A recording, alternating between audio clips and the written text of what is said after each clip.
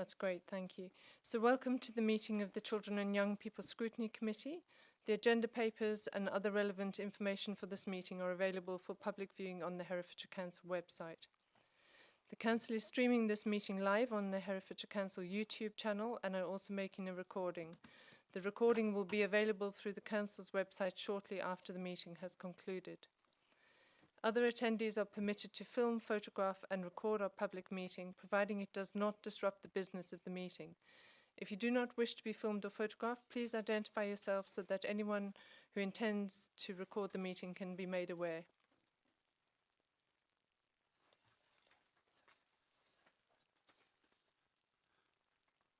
Okay, thank you.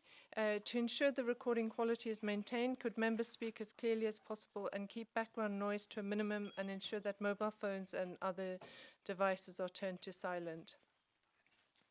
So, welcome. We have online, we have Sam Prattley from the Diocese of Hereford and Anna Eccleston, who is a primary parent governor. They're joining us remotely today, and I'll now ask them to confirm that they can hear us and check that we can hear them. So, Anna Eccleston, can you hear and see us? I can hear and see you, yes. Thank you, and we can hear you. Can't see you, but we can hear you. Thank you. And Sam Prattley, can you hear and see us? You're on mute, Sam.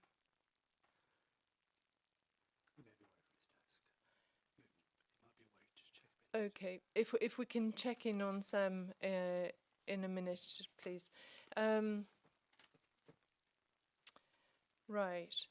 So, any members of the committee or co-optees with voting rights who join the meeting remotely are not able to vote on resolutions of the committee but may otherwise participate in the debate.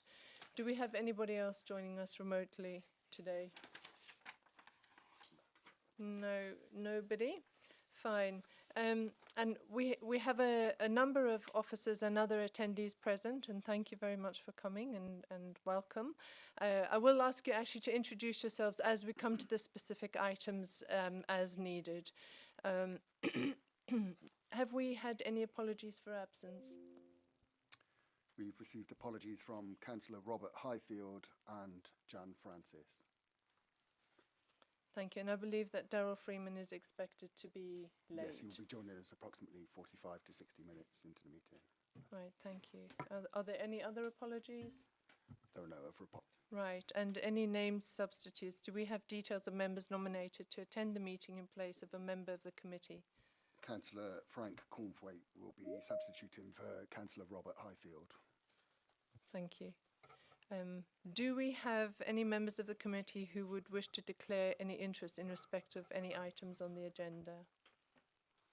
I need to declare an interest in item 7. I am married to the executive principal of the Royal National College for the Blind, which is a national provider of education to people with visual impairment. It's a national college, so it's not specifically tied to Herefordshire, though it will from time to time take Herefordshire students. So there is a indirect relationship between the matters on this paper and my household income. My view is that doesn't constitute a pecuniary interest, and therefore I intend to remain in the meeting if that is okay with you, Chair. That's absolutely fine. Thank you, Councillor Proctor. I'm glad you're staying. Next, we need to approve and sign the minutes of the meeting held on the 26th of September 2023. Are there any proposed corrections for accuracy on those minutes? No. So I move that the minutes of the meeting be agreed as a correct record, and if I can sign the minutes after the meeting, or yep, I'll sign the minutes after the meeting. Thank you. So now, questions from members of the public. Have we received any written questions from members of the public? There have been 2 questions received from members of the public. The responses to those questions have been published as a supplementary agenda item for this meeting on the council website. And are there any supplementary questions from members of the public? Yes, there have been 2 supplementary questions, which I'll read out now. Thank you.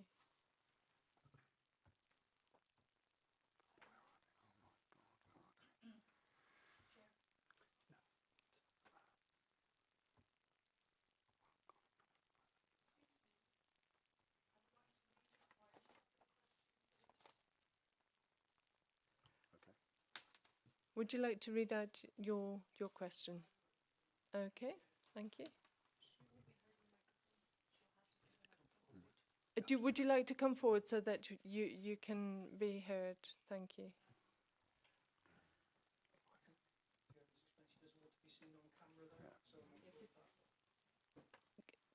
Yeah, we can. Can you make sure that?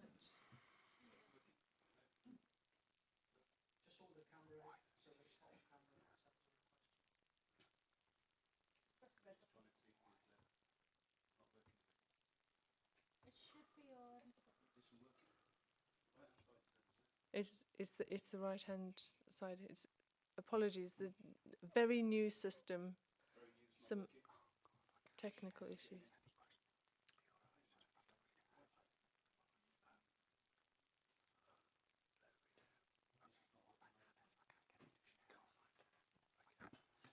Oh, hang on. And just have a bit of patience with the microphone system. Thank you. Would you like to read your question?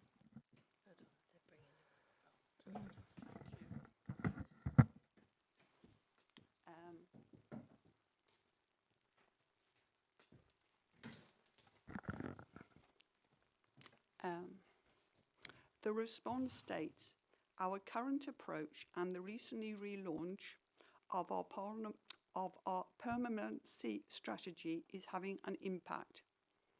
Please provide the number of special guardianship orders issued for Q2 of 2023 to 2024 compared to Q1 of 2023 to 2024. As the rate of children in care in Herefordshire was about twice the statistical neighbours' average rate, and Ofsted want more special guardianship orders to reduce the number, I hope that the number of special guardianship orders will increase. I'd be interested in reading the permanency strategy and knowing its webpage.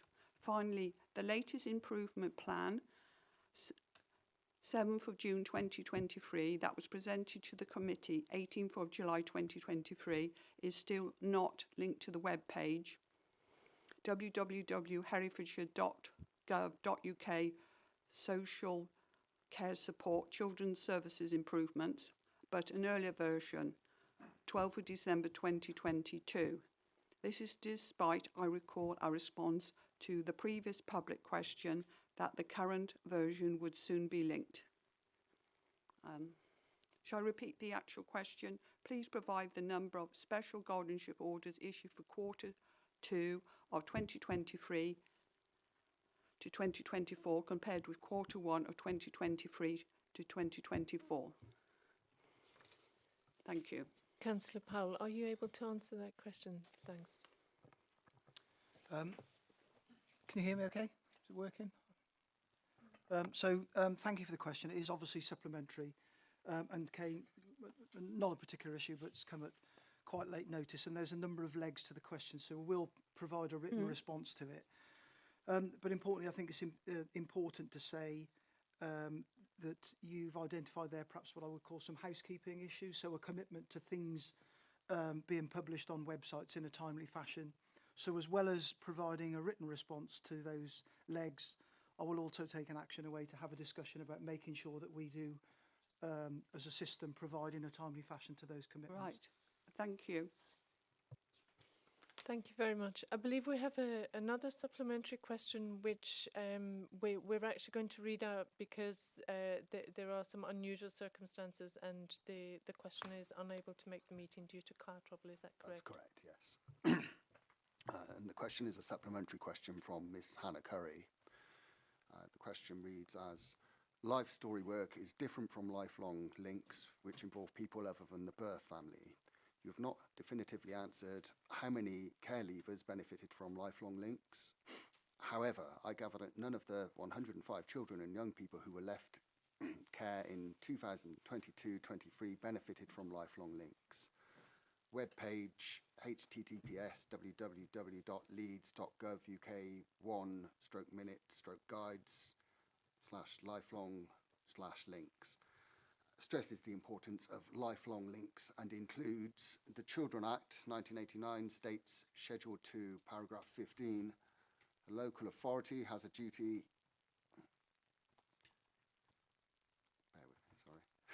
the local authority has a duty to promote contact between a child and their parents, plus any important people in their lives. Lifelong links helps children looked after to connect with their extended networks, not just blood relatives, promoting these relationships and building a stronger sense of identity. With the support of the improvement partner, Leeds Council, and commissioning the Family Rights Group, when will children in care and care leavers benefit from lifelong links?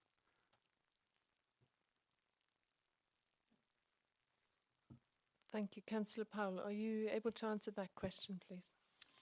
I can, thank you. So thanks to Ms Curry for the supplementary question. And a shame that she couldn't make it, but obviously she's got some difficulties as she's explained. So I hope they get resolved for her as soon as she can today. So there will be a written response because, again, because of the circumstances, it's come quite late. I would point out that Ms Curry's view is that we hadn't definitively answered the first leg of the question, which was the how many care leavers. I think we've actually answered that, but I will go back and clarify that directly with her. The answer was 105.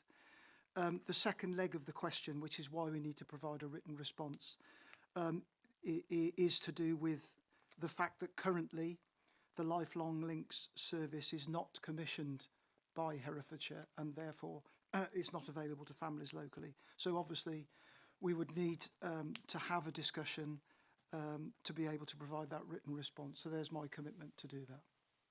Thank you, Councillor Powell. Councillor Harvey would just like to ask a follow-up on that. Yes, and thank you, Cabinet Member, for your undertaking on that. I recognise the distinction that's being drawn here in terms of Lifelong Links being a service that is offered by a specific group which can be commissioned by local authorities. However, as I understand the question asked by Ms Curry, she's making points about how important it is for looked after children to have not just life stories, but to have recognised their broader relationships, not just with family members, but with an extended network of people who are important to them. So could I ask your indulgence on this and ask for clarification, independent of whether or not we are intending in the future to contract specifically for the Lifelong Links service, what it is that we are doing to capture and then to ensure that those wider family relationships are understood and supported and maintained for our looked after children. Thank you, Councillor. So, in essence, the whole work to improve the experience of children looked after is part of that broader improvement, broad approach. I couldn't do this justice, you know, in the confines of this meeting, but I've just come from a meeting which explains how we are looking to incorporate in a much more detailed way that work in not only the children's improvement work, but also the work of the corporate parenting board, which in itself it is subject to some improvement activity. So I guess my commitment is that we absolutely need to be really, really clear on all of those points raised by both you and also Miss Curry. Commitment to making sure that children understand their life story, are connected into their broader family and indeed their communities. So I'm not sure if that's an answer, but you know, in response to your question, a commitment that's very firmly on my radar and is in the thinking of both the Improvement Board and also the Corporate Parenting Board. Yeah, I guess what I'm interested in, and I'm guessing Ms Curry's interested in, is how we're actually doing on that. I'd have to take that away as a specific piece of work and come back to you if that's okay. Understood. Yeah, I wouldn't expect you to answer it off the Okay. cuff. Thank you. Thank you. If we can have an update on that, that would be great. Thank you. Thank you to members of the public for the questions. Do we have any questions from members of the council? No questions from members of the council. Right. Thank you. Now, in terms of the agenda, I would like us, please, just to juggle the agenda around slightly. Go to item number 9, which is the co-opted member recruitment update, which I'll ask the Statutory Scrutiny Officer to address. And then I'd like us to go to the CAMS item, please, and then following that, we'll do the SEND item. Thank you. Thank you very much, Chair. Daniel Webb, Statutory Scrutiny Officer. Following the elections in May this year, we have undertaken our usual round of co-opted member recruitment to this committee. This committee is somewhat unusual amongst council committees in the larger number of co-opted members that it has at its disposal, and the unusually prescriptive ways, partly through legislation, partly through constitution, that we recruit to those. Very briefly, we have 7 posts, 2 of which are taken by the Diocese of Hereford and the Archdiocese of Cardiff. We have 3 parent governor reps, 1 primary school, 1 secondary school, 1 special school, plus non-statutory co-opted members, 1 from the teaching sector and 1 who is being supported by social workers at some point. We carried out the recruitment during the summer and found ourselves in a novel situation. Ordinarily, we struggle to recruit parent governors, and when we do recruit them, they don't generally participate in meetings. That's not unique to Herefordshire, I must stress, that's a national thing. We found ourselves in the unusual situation, though, of having not 1, not 2, but 3 potential candidates for the co-opted member positions. The chair took the very wise decision to meet all of those informally and realised quite quickly that she had 3 very able candidates, all of whom could bring different things to the committee outside of their roles as parent governors. Accordingly, as the report states, we took a decision to propose to the committee that we recruit all 3 of those parent governor reps in order to maximise their participation in the committee and avoid a costly and unwanted election of parent governors. We've also noted in the report as well the recruitment of the Church of England and Roman Catholic representatives, plus the recruitment process for the co-opted member who's supported by social workers here at Herefordshire Council. So in there are a list of 6 candidates, I believe, who I'm asking the voting members of the committee to agree join the committee for a period of 2 years. I've also noted, finally, sorry, Chair, I've also noted in the report some proposals to the Constitution by which we loosen some of the requirements for these co-opted members to enable us, as we have done this year, to maximise and widen the pool of candidates to the committee. So those decisions would be made by Council ultimately, but they would carry weight if the committee was minded to agree them. So I'm asking you 2 things today. That's the voted members of the committee. 1, to agree and endorse the recommended members to the committee, and secondly, to recommend the proposals via the Deputy Monitoring Officer to Council for changes to the Constitution. Thank you, Chair. Thank you very much. So is everybody happy for us to vote for these recommendations as presented by the Scrutiny Officer? Yes, Councillor Harvey. Yes, Chair, I've just got a couple of questions, hopefully just for clarification. Are we providing clear briefing to our co-optees in terms of the scope of their co-options and their ability to participate in committee work beyond the narrow areas of their representation in terms of their co-option. And in doing that, are we providing some level of support to co-optees to be able to represent beyond their own views the views of their representative group in terms of being able to connect with, communicate with and solicit comments from those stakeholder groups in order to be able to represent the wider views of those groups when they sit on this committee? Thank you. I'll ask the Statutory Scrutiny Officer to respond, please. Thank you, Chair. I think in particular we're talking about the parent governor reps here, which to some extent are an artefact of the days when local authorities had considerably more education powers than they have now. So the legislation, which is unchanged largely for the past 11 years, talks about voting rights for those co-opted members in relation to education matters. Although long-standing members of this committee will know that the amount of scrutiny that we do of educational matters diminishes with each year as our powers slowly drone away.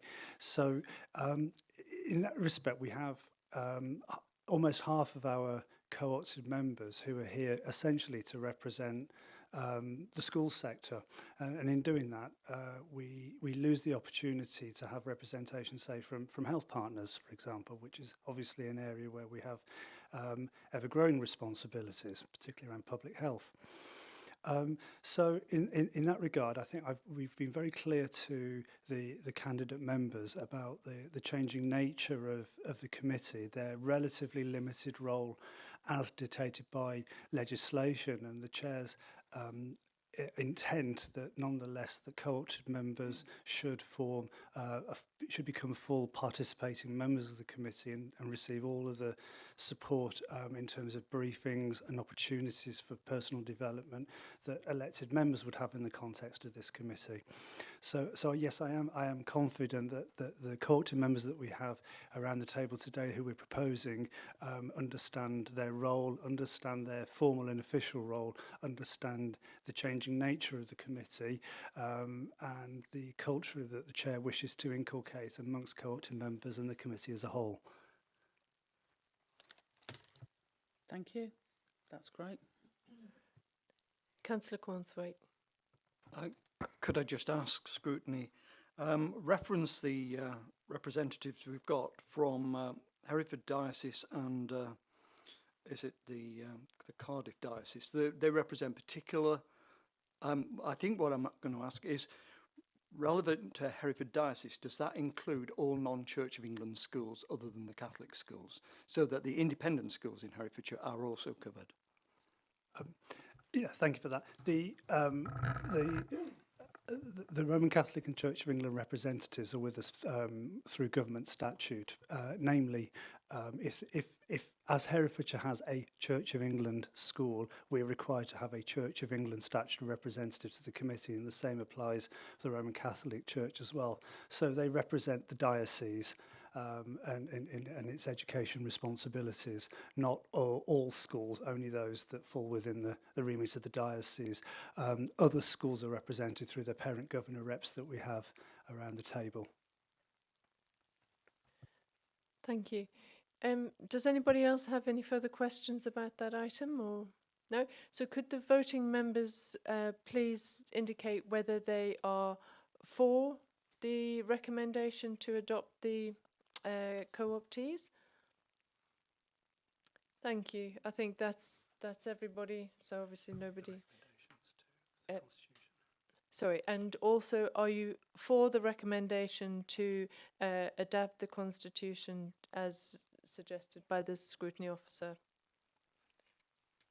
Thank you, everyone. If I can just point out actually that the co-optee Jan Francis actually mailed in to say she has COVID, so she has actually sent apologies, which we didn't mention. So I'd just like to welcome all our co-optees to the committee. Thank you very much for agreeing to be on the committee, and we look forward to working with you.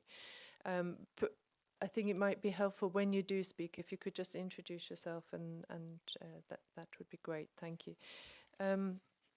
The next item on the agenda that we're going to discuss is the item on CAMS. And now I'm not sure if you could please just introduce yourselves, and I think a short presentation on the slides, the slides present, and then we can move into the questioning. Thank you. Thank you, Councillor Fagan. My name is Sonia Upton. I'm the Associate Director for Children, Young People and Families and Specialist Primary Care with the Herefordshire and Worcestershire NHS Trust, and I'm here with my colleague. Hi everyone, my name's Dr. Katie Powell and I'm a consultant child and adolescent psychiatrist. I work in the crisis and the eating disorders teams across both Herefordshire and Worcestershire, and I'm also the Associate Medical Director with the same service delivery unit as Sonia. So we've got some slides for you. I think I need to say the next slide, please, fairly frequently, so apologies for that. But next slide, please. The focus of this key lines of inquiry was understanding children's emotional and mental health needs and services provided to meet these needs in our community. We also asked to look a bit at children's neurodiversity needs. So we've got some slides that detail that, and also about what are the waiting times, what's the demand, and what's the work that your specialist child and adolescent mental health services deliver for Herefordshire. So the next slide, please, looks at understanding mental health and neurodevelopmental disorders. Katie, do you want to talk to this one? I can do, yeah. Can you all hear me if I'll use the other one. Okay. This is just a brief overview of the kinds of things that will be managed within our sort of tier 3 CAM service currently. So obviously a vast majority of our work are the emotional disorders, which would cover things like anxiety, OCD, depression, post-traumatic stress disorder. Then we've got a subsection, a specific eating disorders team that delivers evidence-based treatments for young people with anorexia, bulimia, and more recently we're looking to expand to also manage those children with ARFID, the Avoidant Restrictive Food Intake Disorder. We don't currently have a commission service just yet for that, but we are sort of training up the team and we are working towards that. Then we've got the behavioural disorders such as conduct disorder and oppositional defiance disorder, which makes up a much kind of smaller percentage of what we do. A very small percentage then will be the young people who are experiencing psychosis, most often a first episode of psychosis. We also currently at the moment offer a service for young people with neurodevelopmental disorders. The ADHD, we offer a diagnostic and a treatment service for those who are aged 7 and above. I think important to distinction with age, so the others are not age specific, but these ones are. Autism, we offer a diagnosis only service for those who are aged 10 and above, so nobody under the age of 10 would fall into CAMS. We do offer a very specific CAMS learning disability service, but that is only for children who have comorbid mental illness, hitting, if you like, the tier 3 level of need, who also have a learning disability. So what we don't currently have in our county is a learning disability service for people who kind of may be struggling with other behavioural issues who don't have a comorbid mental illness. I must apologise, I'm not quite sure how tic disorder slipped on the bottom of there, because we don't actually do tic disorders within CAMS. But if a young person happens to have, say, a comorbid anxiety associated with their tic, then of course we would manage that. But tics are so very common in young people that we don't manage those in CAMS. So this provides the range, if you like, of mental illnesses and neurodevelopmental disorders. They're two separate things. But we all have mental health, and emotional health and well-being is something that we'll go on to look at in the next slide, really. So when we think about understanding children's mental health, there's a difference between mental health, mental well-being, emotional health, and a diagnosable mental illness that would receive a treatment in a CAM service in line with the NICE guidance. So thinking about what helps our children remain well, what helps them develop resilience in their mental health and their emotional development as they grow. This slide really details some of the risk factors and some of the protective factors for our children and young people living in Herefordshire. And this is the same nationally. So the importance of access to support, the importance of education, housing, social community, and the impact of what are called adverse childhood experiences, trauma, loss, bereavement, abuse, a range of different things, are really seen, if you look at the national data, to be key. So when we think about how do we help our children be well in their mental health, it's thinking about all of those things, not just the treatment you might receive if you had a diagnosis of depression. So in the next slide, a bit of some key data nationally. So you can see that the percentage of children with a probable mental health need is increasing year on year and increased significantly through COVID. So the dark blue columns is 2017, the lighter blue is 2020, and then 2021. So we'll be waiting for some more national data that's due to be coming at any time now that shows where that has got to. So the next slide, please. The next slide shows actually children with special educational needs and disabilities, which you'll hear more about later.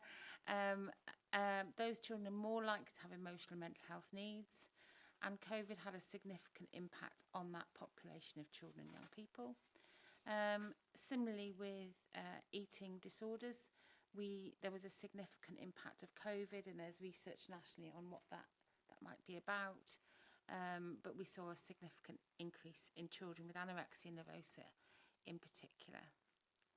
So specialist camps provision. So what a CAM service is kind of contracted to provide is that acute mental health need, severe and enduring mental health illness. And so you can see from this slide that includes the crisis assessment intervention. We've got phone lines available 24/7. We've got crisis assessment and outreach teams that work 7 days a week. And we do mental health act assessments and intervention in people's homes. We provide evidence-based treatment in line with the NICE guidance that's outcome informed. And then on the more mild to moderate side, there are online platforms such as Cooth, our teams in schools called West, mental health support teams in schools, and a range of consultation, signposting and advice. In terms of vulnerable children in particular, our kind of collaborative working with children's social care, we have a dedicated children in care assessment and intervention pathway and a trauma-informed pathway as well. So coming back to those children with those adverse childhood experiences, really trying to target those groups and provide a specialist level of support there. Sorry, can I just interrupt Yes, quickly? of Apparently the sound is very soft. If it's possible, just to speak into I'll try and get microphones a little closer. bit more. Thank Oh. you. Yeah, it will. Sorry to interrupt There you. we go. Thank you. Is that better? Okay, good. So yeah, that slide just shows some of the work that we're doing with the most vulnerable children as well. So moving on to the next slide, goes into some of our services in a bit more detail. So these are the mental health support teams in schools. They were named West by children and young people, so wellbeing education support teams. And that includes whole school activity, consultation support to education staff, group work, individual work. There are currently 40 schools being supported by Western Herefordshire, so that's about 48% of schools able to access the service. They're nationally funded, so we are waiting decisions about if there will be more waves of funding. Obviously, our ambition would be to be in 100% of schools, But that is a government decision that we're waiting on in terms of if there'll be further funding available.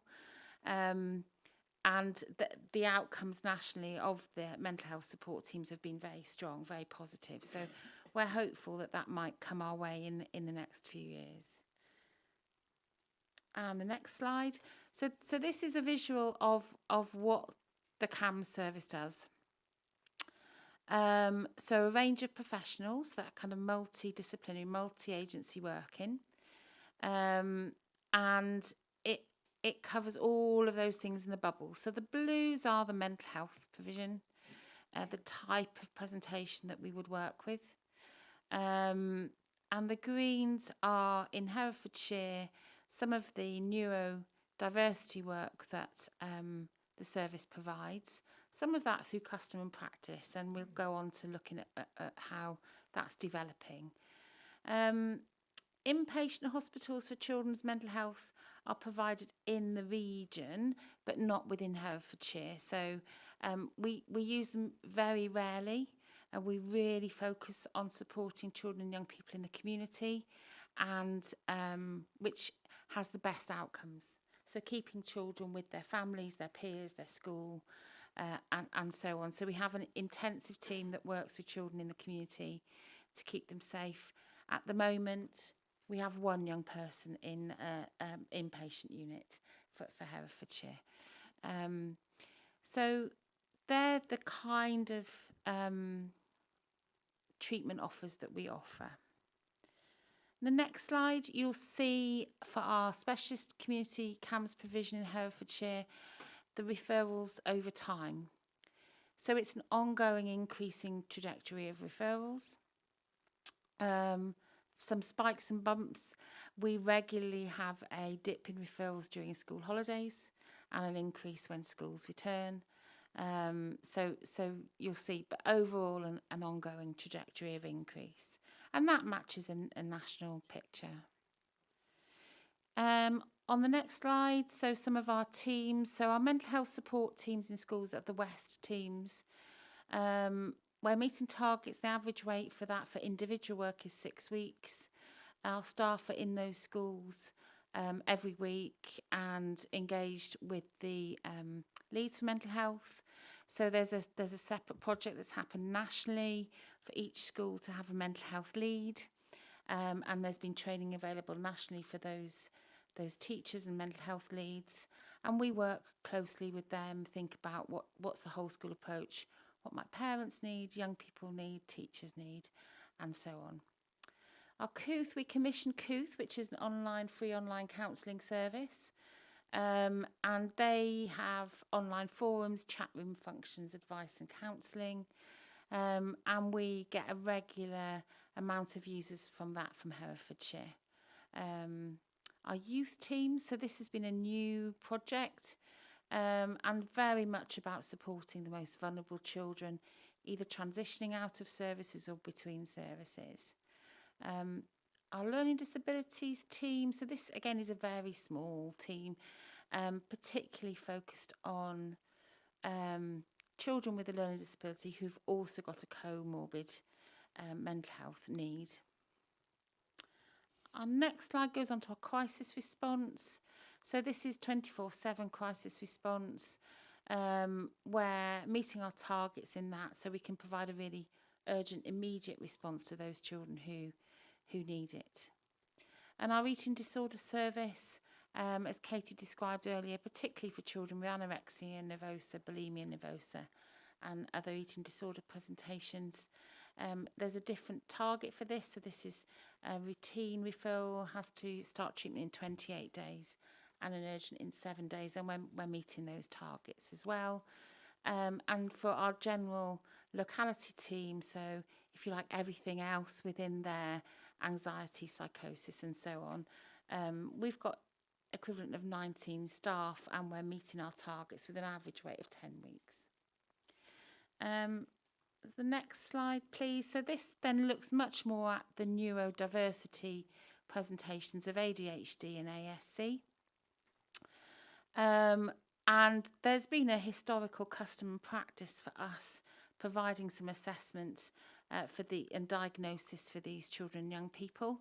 I know Maria Hardy's here from the ICB, and that is being looked at longer term about how services are commissioned.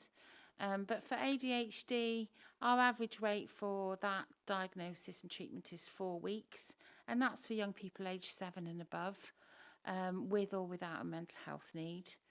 For ASC, however, so that's autistic spectrum condition, for diagnosis, the wait is longer. We only see those children aged 10 and above. Children aged under 10 are seen by community paediatric service. And so we do an initial assessment within about 8 weeks, but completion of the diagnosis is taking a lot longer, and our longest wait is about 2 years for that completion of that process. So next slide, please. I've only got 2 more slides, if you bear with me, and then we can take some questions at the end. So this is about the wider system, about supporting children's emotional well-being. If you think about that first slide, one of the first slides about what helps, what builds a resilience and strength, in the same way that physical health is everybody's business, emotional mental health is everyone's business, and most young people won't need a specialist treatment for mental illness, but they will probably need people to talk to. They'll probably need support as they develop and grow, and they'll probably need people to think about how do we help them manage their emotions for a range of life events. So children's social care, public health, nursing, children's centres and education, school, colleges, educational psychology services all provide a range of things. For example, the mental health leads in all schools, the foster care support and training. There's a range of things that are happening across our services. The COOTH services, like I said, and also CLD Trust, the Strong Young Minds project in Herefordshire, is a particular lottery funded project here. And there are national resources as well, such as Childline and Young Minds, across the board. So just a summary, really. Herefordshire CAMS, so it's delivering the specialist mental health intervention for those children with severe and enduring illness. The targets are being met despite an ongoing rising trend. However, the services for children with a neurodiverse need, so that's not a mental health need, but a neurodiverse need of ADHD, ASD and LD, some of those services are limited. And the service provision, as I said earlier, is being reviewed by the ICB. Emotional mental health needs of children need to be considered by all services if we're going to increase that resilience, reduce the risk factors, promote good mental health. And adverse childhood experiences, when we think about that, are a really significant factor. As is the stable home environment, education, housing, social care, community health, and so on. The last bit probably on here is around the offer of a young person-led informal workshop for council members. So we have a fairly active participation group of young people who would be delighted to come and offer a workshop. I don't think they would like to come and be filmed necessarily, but an informal event. We've got some who are already really quite keen. So that offer is on the table for yourselves to consider. Have I missed anything, Katie? No. Thank you very much. And in terms of the young people workshop, I think that we'd like to have a recommendation that we accept that, and we'll put that at the end. Councillor Powell, did you have a question? Wasn't so much a question, just to signal a couple of things, if I could, please, Chair. So in response to the offer, young people, they don't want to come here to be filmed, then I think we should all make the effort to go to the young people. I'm sure I don't need to convince anybody.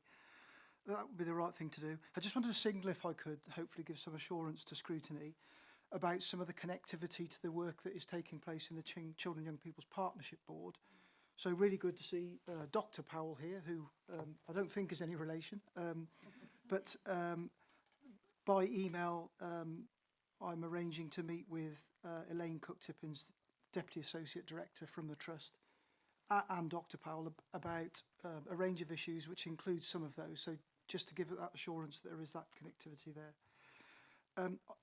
One of the things, not to ask here, but one of the things I'd like to understand there, and this is kind of reflected on some experience both here but also elsewhere, where we have children, young people and families on a waiting list, how do we make sure that there is some support to hold that ring of what I call risk? That might be unfair, but so how we understand that. And just a little bit about adverse childhood experience. So that is starting to creep into the lexicon of certainly professional language in different ways, at different paces, in different areas. For those who aren't fully aware of it, it's not really, really technical stuff to understand, but it is worth just understanding what it means, because for us as a system, we need to start to talk genuinely about what trauma-informed responses should be for people, because all too often in the past, and I speak with my ex-professional role as ex-police officer, all too often back then our responses were, if you like, judgmental and not really talking to people. So we would say, why have you done this, as opposed to what has happened to you that has caused this to happen. So does need to be a shift in thinking. During COVID, Herefordshire Council did secure quite a lot of training. It was focused at the adult workforce, in particular with regard to homelessness and those at risk of rough sleeping, on that trauma-informed approach. So there's an opportunity to revisit some of that. So just a couple of observations there. Thank you. Thank you, Councillor Powell. And I think that one of the key, there are several sort of lines of inquiry here, but I think that that communication between the different services working in child and mental health is absolutely key to us making sure that those children are well served. Kate, I know that you had some questions that you had raised. Would you like to ask those questions? Thank you. So I'd really like to understand more about the mechanism for identifying children with ACEs and how that is appropriately communicated to the various agencies to make sure that support is provided to the child and their family proactively and effectively, please. Okay, thanks.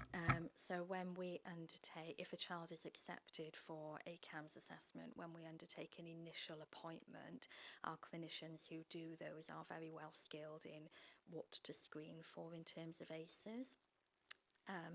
If we identify anything that we think is proving to be a ongoing risk to the child, then they're all trained in how to put in a MARF, a multi-agency referral form, so we will escalate our concerns to children's social care. So for example, if we identify that a child is not kind of getting to school, we'll put that referral forward to get the parents some help to be able to get the child into school. If we identify that maybe a family member is experiencing their own significant mental health needs, for example, we might have a private conversation with them without the child in the room and, you know, share with them how they could access help. So we'll kind of share with them, you know, you could go to your GP, we'll refer them or point them in the direction of services that can support adults and things like that. So I think, yeah, I think we've got quite good processes for that. Okay, and can I just clarify how that potentially is communicated with other organisations around the family so that they can provide support as well? Is there a mechanism for that? Okay, so if concerns hit a threshold, we would communicate with social care. With parental or child consent, we would communicate with school if particular issues were identified that linked to school. We don't routinely, obviously we do write a letter that will go to the GP, so we would definitely be communicating with primary care services. That's routine with every appointment. But we wouldn't routinely necessarily link in with other services unless we were asked to So I don't know if you had a particular service in mind, maybe I could answer specifically, but yeah, those are the ones that we definitely link in with regularly. There were some figures that you talked about that were national figures, and I just wondered if we have got a county comparison and how that then supports the strategic plan. So, do you mean the national figures around frequency of presentation, or around? Sorry, I think it was slide 9 that we were talking about that were national figures, and I'd just be interested to see how county compares, if possible, please. So the percentage of children with probable mental health disorders.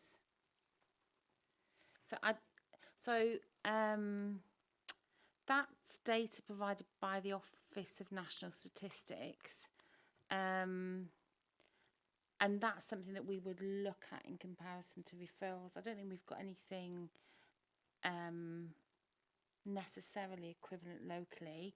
What you do have on slide 10 is the referral data. So that shows you the numbers of referrals per month and the trend of that compared to the total number of children and young people.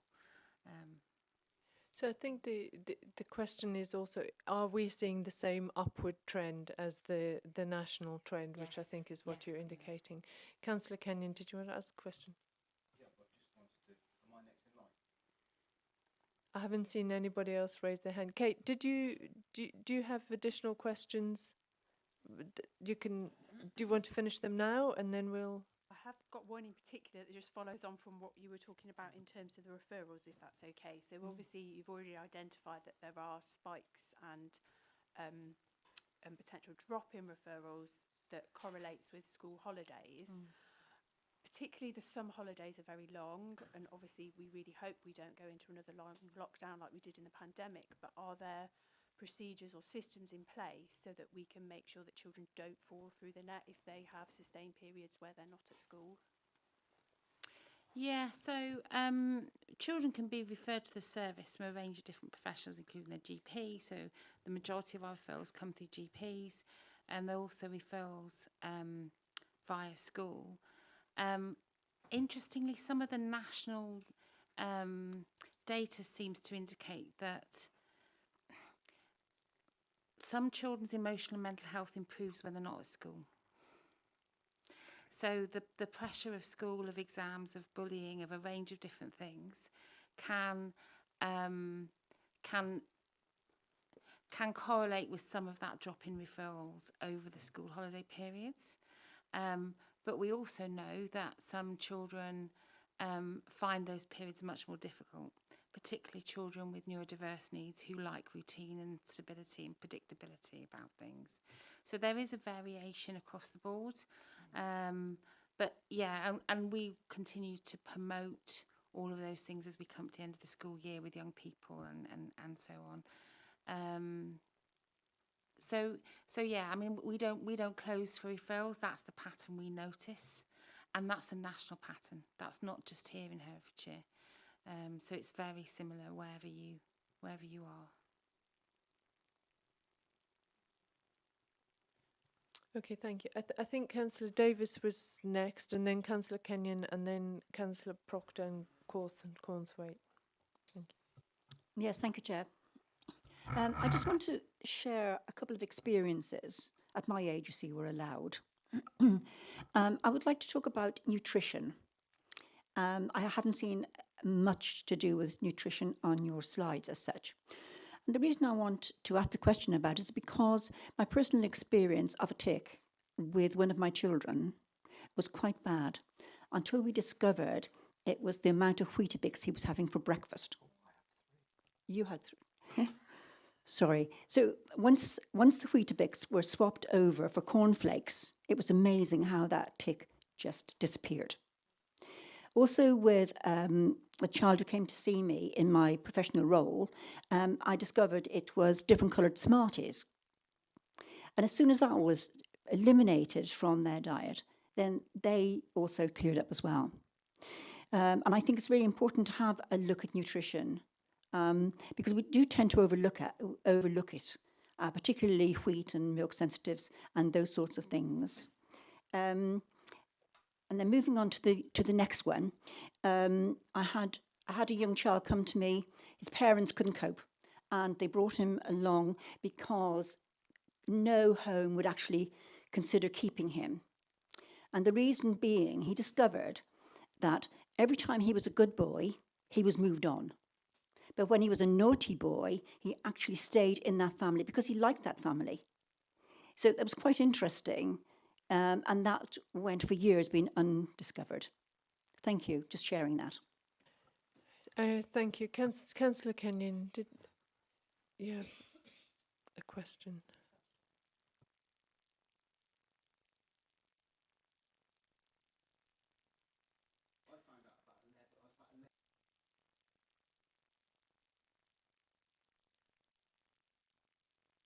Councillor Kenyon, sorry, is your speaker working? Right.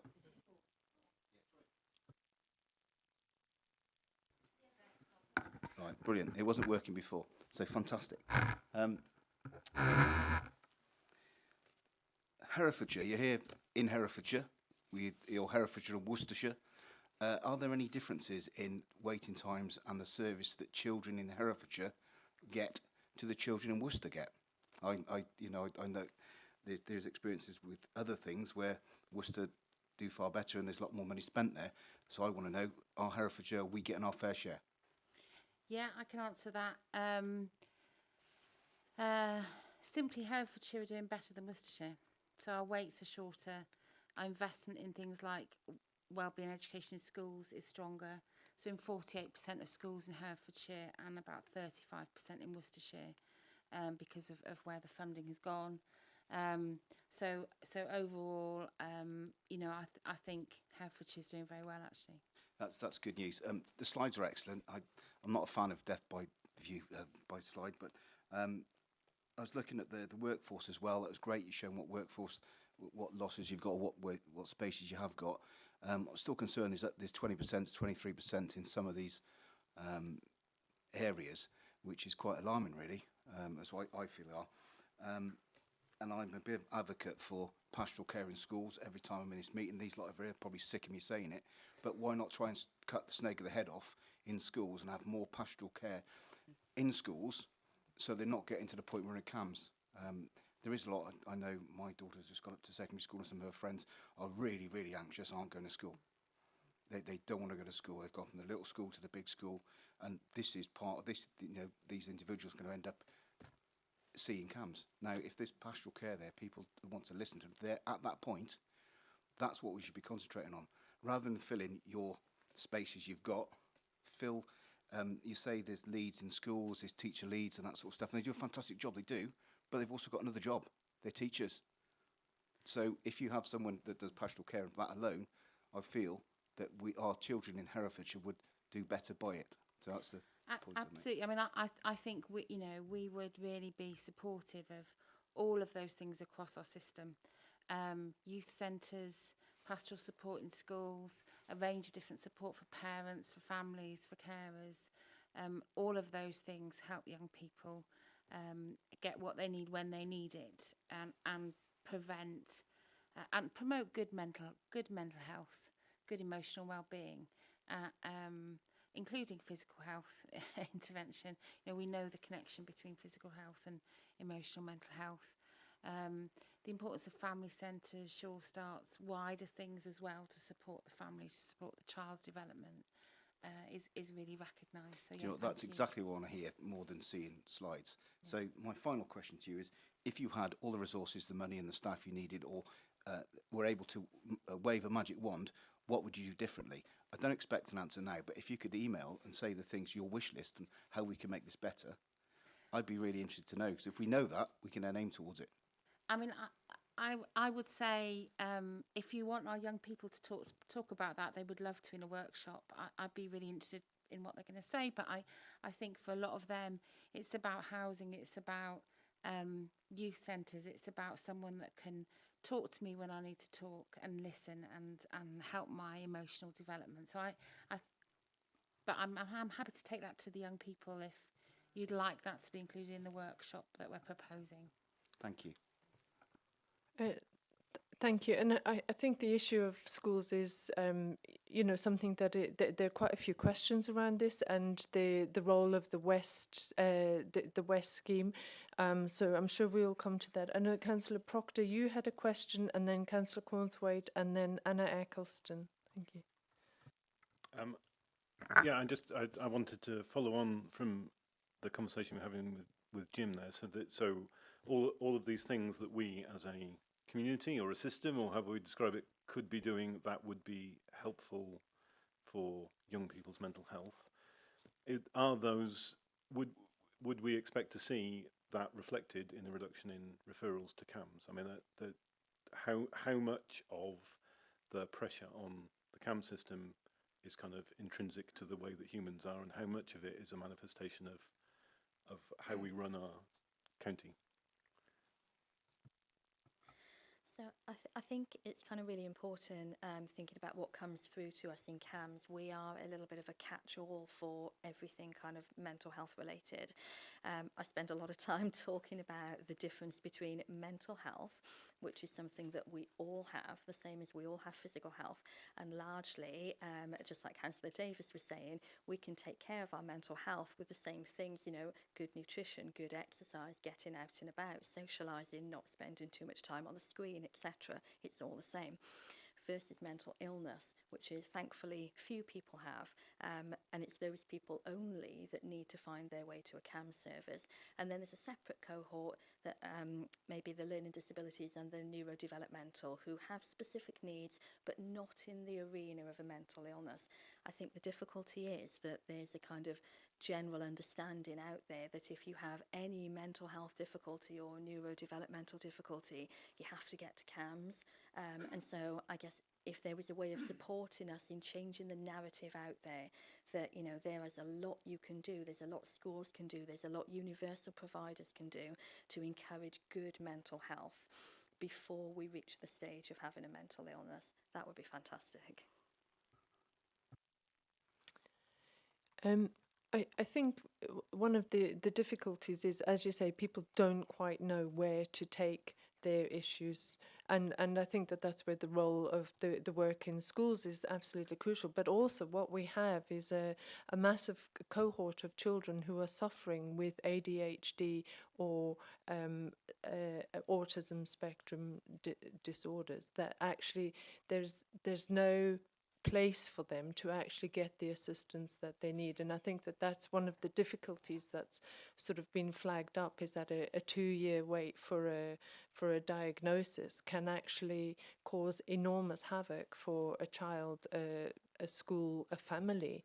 And I think that that's one of the issues, even though it isn't necessarily historically something that CAMS in Herefordshire have dealt with.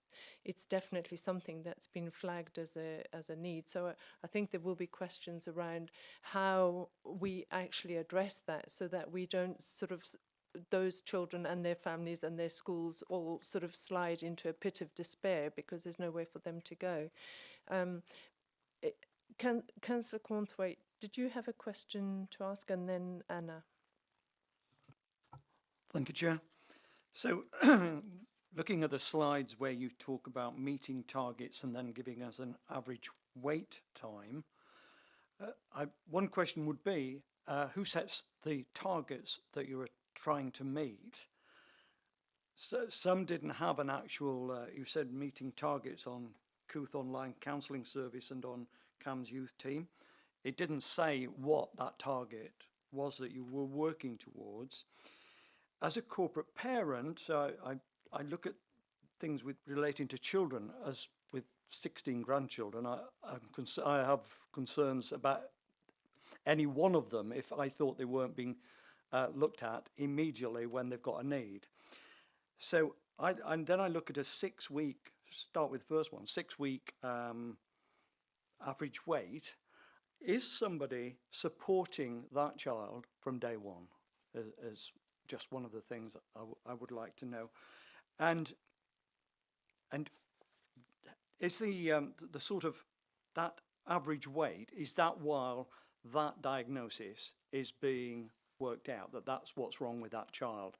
It's not that they have to wait 6 weeks to have somebody start taking care of them. I just wanted that sort of reassurance. Thank you. So the national target for assessment and start of treatment is 18 weeks for children's mental health services, and that's set by the government nationally. The long-term plan funding looks at, in effect, funding health services to meet about 25% of the population's needs. So 25% of children with a emotional mental health need will be able to access services. So on the whole, our targets are 18 weeks for start of treatment. COOTH is immediate access, so people can access that anytime, and so that is being met, and they provide the online chat and online counselling, as well as a range of forums and platforms of things. So, and that's accessed through phones and tablets and computers, and children can go on that anytime. The youth team is internal, and again, that's about immediate access. So that's from some of our other teams, so they pick up straight away. While children are waiting, so all referrals that come in are reviewed by a clinician, so a specialist mental health clinician, and prioritised in relation to urgency. So if there are urgent factors, that child might be seen on the same day, or the parent might be contacted on the same day. And whilst they're waiting, we send people a letter saying that they're accepted into the service and they'll get an appointment. And that has all the details of how to contact in an emergency. So and signposting to a range of other things as well while you're waiting. So there are various ways that people can get in touch with our 24/7 crisis line or other services if they need to. Anna, did you want to ask a question? Hi everyone. Hopefully you can hear me. Maybe not see me, but that's probably not a bad thing. I wanted to ask about the West pilots and how the 40 pilot sites were chosen. I can't help but notice that the school that my child is in isn't part of that, part of those pilots, and I suppose I would worry about the inequity for children in schools that are not part of those pilots, and because I can't imagine that they'll be evaluated as not helping, and I can imagine they're probably very, very helpful, and then sounds like just the sort of thing that we need to kind of join all this up. Do you have any idea about the timescales of rolling that out, or is that totally in the hands of government? So you're right, it's a national pilot. So the overarching aims and objectives were set nationally as part of a green paper that came down that I can share if that's helpful, if people want to read more and find out more. My understanding, I've only been here 5 months, but my understanding is that there was quite a thorough piece of work across education, health and social care about which schools, where and when, based on a number of factors. Now, this is the same exercise has been done nationally in all different counties, but it includes areas of deprivation, education factors, and also about sign up from the schools. So schools were invited to attend and opt into things as well. So it's been a combination of different factors really, but really trying to target the most vulnerable children and young people and areas of need first. And like I said, I think the decisions were made across Herefordshire and Worcestershire, and so far we've ended up with 48% of schools in Herefordshire and about 35 in Worcestershire. We're waiting on government announcements. We were hoping for something within the King's speech that didn't really detail children's in the way that had been hoped. There is a wave of funding coming, and we've only got one pot in that, so we're waiting. Probably we now won't know until after the election. Thank you. Thank you. Anna, did you want to come back on that at all, or No, that's really helpful. Thank you. I mean, I did have other questions, but I don't want to Yes. jump about too much. So, No, so happy to. that's fine. I think what I'm struggling with here is that if there is a child who is suffering from depression or anxiety, but they're not actually considered as having a severe or enduring mental illness, if they don't have a WEST scheme in their school, where do they go to for support? How do we make sure that that child's well-being is actually well-being issues are actually addressed before those sort of escalate into something worse? And it appears that what you're saying is that CAMS is only actually there to deal with the severe or enduring mental illness. So there's this massive gap, particularly after COVID, where there are a huge amount of children who are desperately unhappy and don't have the tools to actually deal with that. And if we don't address it, it will get progressively worse. So those children with a kind of lower level, if you like, depression and anxiety that doesn't hit the moderate to severe to access the Tier 3 CAMS will go to CLD, which is our Tier 2 service for if they don't have a WEST provision. So if they're in a school that does, we'll have a think about whether WEST or CLD will best meet their needs. If they don't have a WEST, then it has to be CLD. Can you just clarify for me what CLD is, please? Oh, do you know, I never know exactly what it stands for, but it's it's the kind of, sorry? I believe it's the initials of somebody's name when it was set up, yeah. But it's kind of like the sort of Tier 2 service, if you like, for so maybe the more mild to the beginnings of moderate mental illness. So they will deliver the kind of CBT for low mood and anxiety, that kind of thing. And how does a child get referred to CLD? Is that through the school or through a GP? So GP can refer, school can refer, or sometimes if we receive a referral that's very obviously not for us but would be great at CLD, then we'll do it. Okay, thank you. I think speaking to people in the community, there seem to be quite a large number of young people who've experienced some sort of breakdown or mental health breakdown, particularly during COVID. And there are some young people who have not left their homes for a couple of years, actually, because they were unable to deal with it.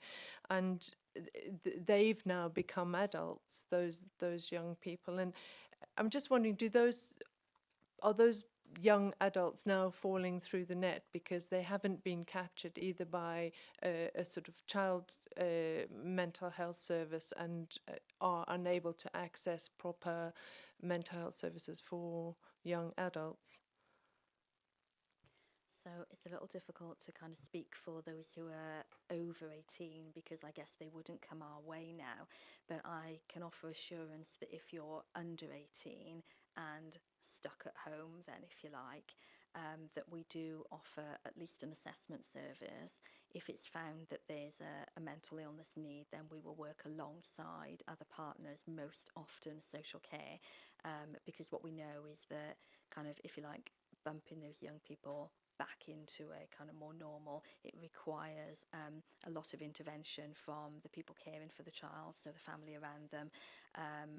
I say we have to work quite closely with social care, with family support workers going out and supporting the parents to get the children back engaged. So if they're under 18, then we are involved. I know because we have a cohort of them on our caseload. So over 18, I'm a little unsure, sorry.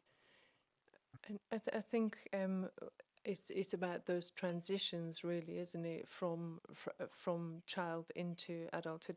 Just out of interest, are there a lot of young people in Herefordshire who are struggling with this post-COVID? There's a lot of young people struggling post-COVID, and I think we see that reflected generally in the referral rates. But I believe there are 4 who would fit the kind of criteria that you were just talking about, sort of stuck at home. Thank you. Councillor Harvey, did you want to ask? Yes, I did. Thanks, Chair. I found the slides very interesting, and thanks for putting them together. I don't mind death by PowerPoint when it's actually providing us with the kind of information that is useful for us as a scrutiny committee. Looking at the national figures slides that you put up, I was struck by the for the 17 to 19-year-old age group. I don't know whether it's worth actually trying to get the slide back up on the screen. Of the really big jump between 2017 and 2020, and then that jump being broadly maintained in 2021 for girls in terms of probable mental disorders. And there were two sort of competing questions that raised for me. First of all, I was kind of interested to understand what was behind that jump, assessed jump for girls, and is that national picture reflected in Herefordshire? And then wondering why there was such a big difference with the boys when we hear that young men's mental health is, you know, similarly challenged, but maybe presents itself in different ways, and whether actually there's a problem with the way that the assessment is maybe underreporting the issue for the boys, and whether we're actually checking that out. I'll start and then Dr. Powell can jump in. So I think there's always been a traditional gap in how boys and girls are expressing their emotional health and well-being. So you tend to see a lot more boys presenting to youth justice teams, to police, to a range of different things. So there's always been some degree of difference, and some of this absolutely links with what happens in COVID. So and the change in the unexpected change in education, in everyone going home, in people's future. So and the lack of support. So what happened, you know, one of some of the key things about how COVID impacted on our children and young people was, if you look at the slides about resilience and developing emotional well-being, that ability for people to have a range of people around them to talk about how they feel. So that might be teachers, it might be friends, it might be teaching assistants or pastoral care. It also might be grandparents and family members and wider systems around young people, youth centres, a range of things that they then couldn't access during COVID. We know that there's a big resilience factor around family members, and there's a lot of wider family care that happens from birth onwards. So that bit about how people felt supported, how parents and carers felt supported in the care of their children, and then the pressure that families are feeling in terms of cost of living, in terms of a range of different things. We know that through COVID there was an increase in domestic abuse, in use of alcohol in the home, in child protection proceedings nationally. So we know that these things all impacted, and that children are living in those houses and their emotional and mental health is impacted by that. So I think when we're thinking about learning from that, for me it is very much about the importance of all of those support factors around children. So, you know, youth centres being accessible to all and inclusive to all, regardless of sexuality or gender or religion or anything else, of race, of age, you know, people being able to talk to people about how they're feeling, or about bullying, or about bereavement, or about loss, or a range of those things. We know that they help. And we know that what happened in COVID was that a lot of that disappeared for our children and young people. So I think it's wider than just having to stay at home. It's about what young people lost in that time. And nationally, we've seen an increase in children being placed in care of children, you know, because families have really struggled to manage. Okay. I mean, I hear all that you're saying, but back to my question, which was sorry. about the statistical jump Yeah.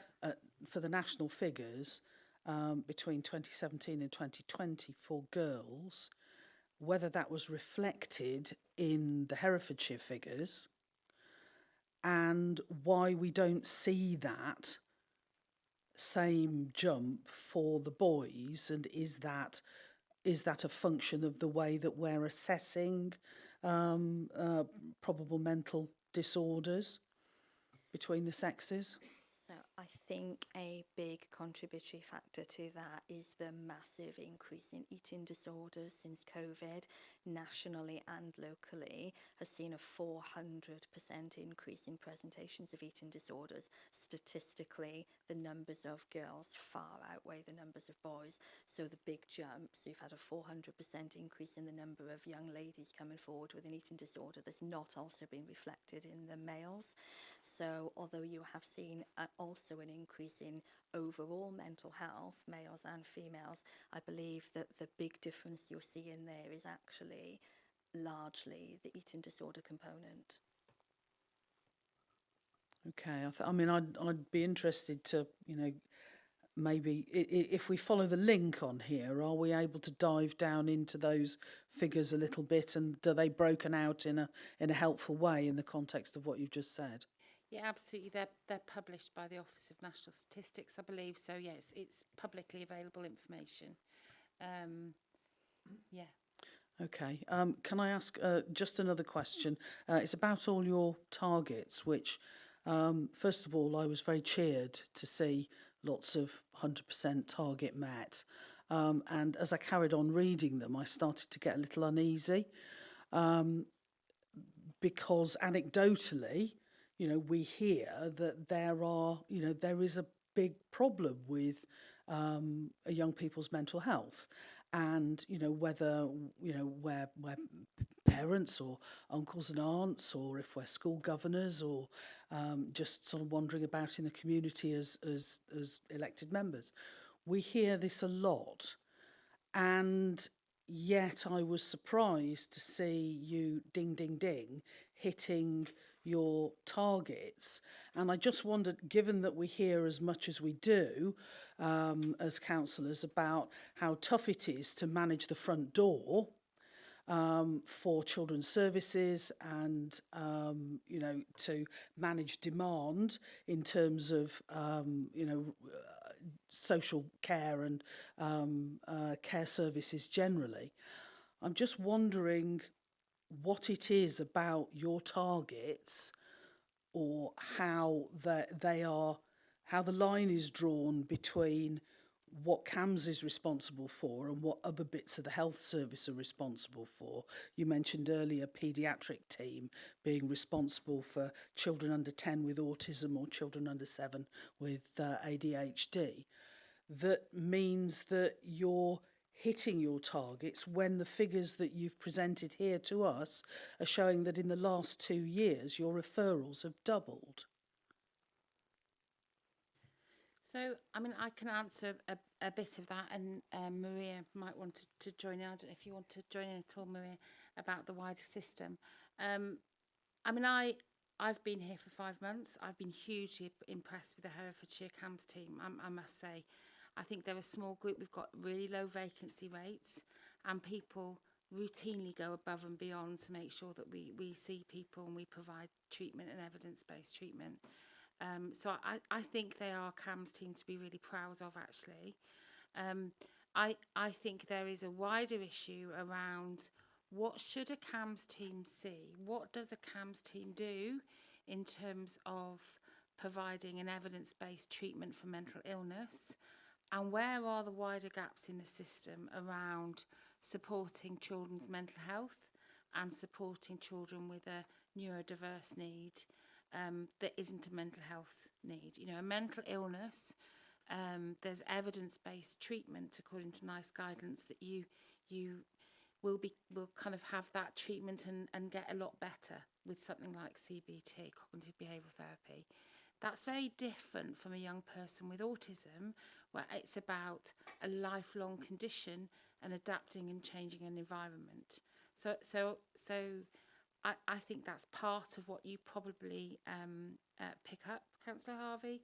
I think the other factor is around how do children get that wider level of support about their emotional health and well-being when they want someone to talk to, inclusively in a range of things like youth centres and schools. So how do we get that right?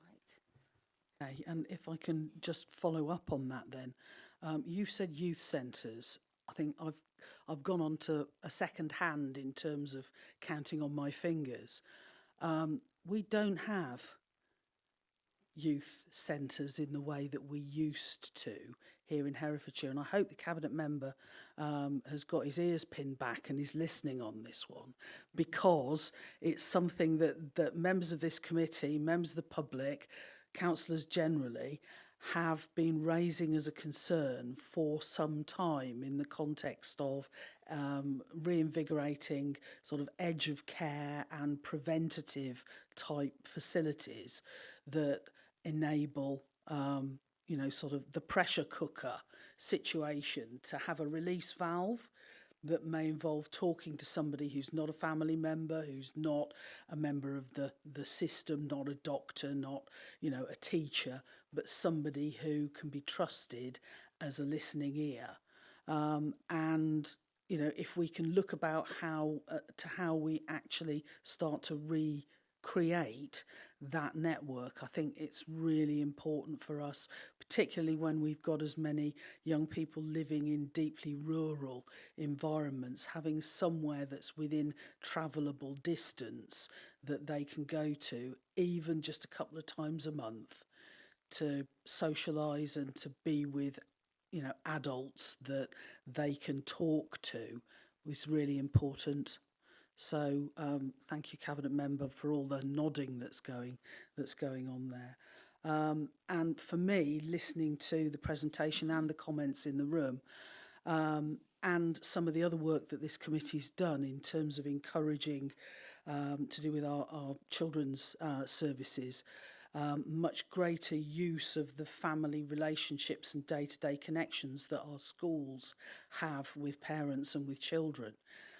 I just feel that there is something there that maybe we really need to look at, both across the mental health and also all the different options that you've highlighted for improving emotional well-being in terms of points of engagement, but then whether those points of engagement have a common approach, a kind of a confidence that there's a backup system that they can turn to if they start to encounter an issue that they may need to get advice on or refer on, that without burdening schools or taking them out of their area of expertise, to provide some stronger common ways of working, guidance, support, connectivity to enable that first point of contact to have a positive, useful, immediate, speedy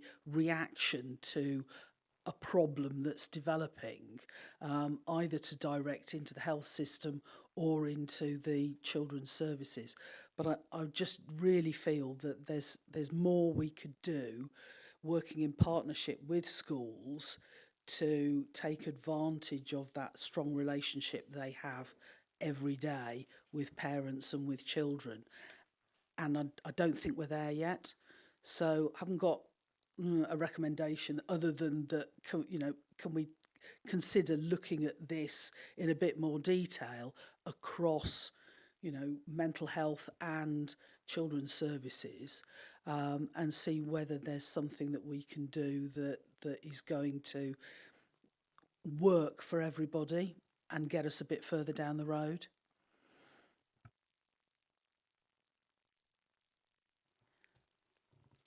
I don't know if you want me to respond to that. I mean, I guess I would say that there is a lot of that happening that we probably didn't put as much detail in the slide about some of that. So there is a mental health lead in each school. That we do training across schools, and we work really closely with social care and education about some of those most vulnerable children.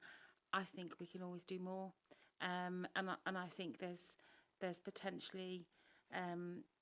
I've got some young people on my shoulder who would be really supporting your comments about youth centres and investment in that kind of resource across the county. Maria, did you want to come in? I saw you.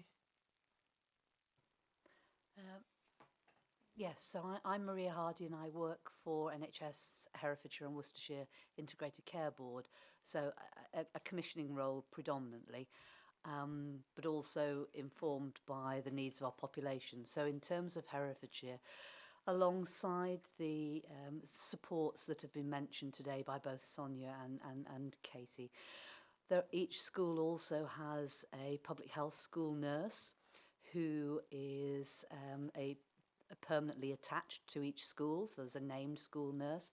They hold a responsibility to respond to needs identified in that school, either directly by a young person, by a family member, or by a teacher, and they will provide both one-to-one support to that child or young person, will offer advice to teaching staff and to parents. So we're talking about the lower level anxieties that perhaps are common to all of us at times of stress. Perhaps some of the worries that children might have that are influencing their comfortableness with attending school, perhaps some of the challenges that they might be feeling that would be very commonplace about challenges with homework and who to talk to, perhaps worries at home, perhaps other things that may well fall into the more kind of traditional health role. How do I manage my diabetes when I'm not allowed my phone in class, and I've got a gadget that, a smart app that connects to my blood sugar readings that tells me when I need to go and take a dose of insulin, for example. So the very specific to the very general, they are connected with each school. They see, as I say, individually. They will also see groups of young people if they want to approach the school nurse on a group, and they offer a text line. So actually, if a young person or a child doesn't want to see that individual, face to face as a first point of contact, they can text in. So those numbers and those supports are available. It doesn't address every need, because clearly it isn't easily accessible by those who are not in school. So I think that is an area that we need to focus on more significantly moving forward, because it is a challenge for some young people to get to school. In terms of our level 2 intervention, CLD Trust, which is a commissioned service by NHS, Herefordshire and Worcestershire, individuals can refer themselves, families can refer themselves, and professionals can refer themselves for support. And they have a range of activities and interventions and opportunities to support children and their families. Now, that doesn't mean that we have resolved the challenges by any stretch. We know that there are a lot of children where our usual approach to support their worries and anxieties have not been successful, often because of the neurodiverse needs of those individuals. And traditionally, health services have been commissioned and put in place to meet the broadest range of population needs.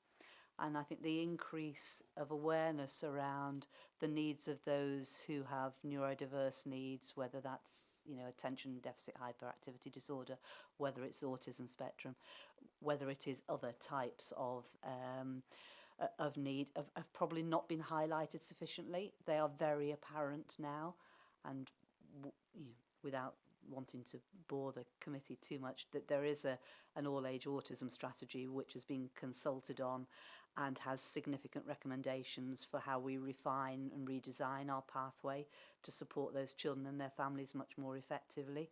It is being launched through the Herefordshire Partnership, I think in December, am I right, Debbie? Yes. and that will have with it an action plan that we, as a collective range of organisations and on behalf of the Herefordshire population, will be held to account for. And it joins all of us together, both local authority colleagues, health colleagues, education colleagues, voluntary sector, anybody else with an interest, so that they can support delivery of the things that those who are living with neurodiverse needs have told us are most important. So, I mean, I don't know whether that's useful or not. Yeah, that's really useful. Thank you, Maria. And there are so many issues to talk about, but actually let's talk about the ADHD and the autism, because what we know in the county is that, first of all, the mental health of young people has deteriorated severely in the last few years, and we know that the incidence of autism and ADHD are escalating, and that we do not have the capacity to deal with those. So I think the questions are, what is the strategy? How will those services be commissioned? And really how, I mean, it's great to hear that there is a strategy coming and that the partnership is involved in that, but actually how quickly can this actually respond to the needs of those children? Because if children are having to wait 2 years for an autism diagnosis, there is an awful lot that could deteriorate in that time. So are we able to respond quickly enough?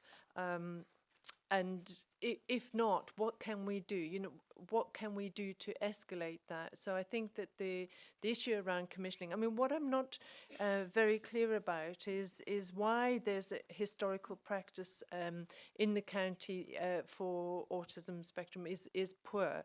It seems that we're sort of the poor relative of that service in the country, and I do wonder whether that's had quite an impact on the young people of Herefordshire. And certainly one of the things that we heard through the sort of Families Commission was that people were being blamed for the behaviour of their children, when actually there seemed to be no capacity for us to actually deal with those behaviours in the county, or to get the help that's required. So I think this is a very important point about how we actually move forward at pace to ensure that those that we have a strategy, and that strategy can actually be implemented quickly to support those children. I mean, what is the ICB strategy for autism and ADHD? Well, the strategy is a multi-agency strategy, so it isn't an ICB strategy. It's a whole system strategy that covers both Herefordshire and Worcestershire. This committee may well benefit from that specific strategy being shared alongside the action plan, the timelines and milestones when it's launched in December, if the committee felt that was helpful. In broad terms, there are six key priorities. One is a very local priority about keeping people safe. It is an all-age strategy, so it covers everything from employment and housing opportunities to managing long-term health needs. It moves away from a medical model of diagnosis, unless that is going to be of direct help to the individual. I mean, I think we focus, and I'm not a practicing clinician, there are clearly times when an individual requires a diagnosis for a whole host of reasons. But a diagnosis in terms of autism by itself doesn't provide the skills, tools and confidence for that individual to manage their long-term need in terms of a diagnosis.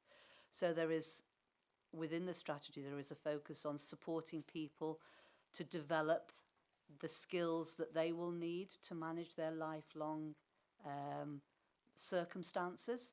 So that includes expectations of reasonable adjustments within the education settings, within employment environments, within access to leisure activities, as well as enabling people to receive support to practice and acquire the skills and coping mechanisms that will make a difference for them.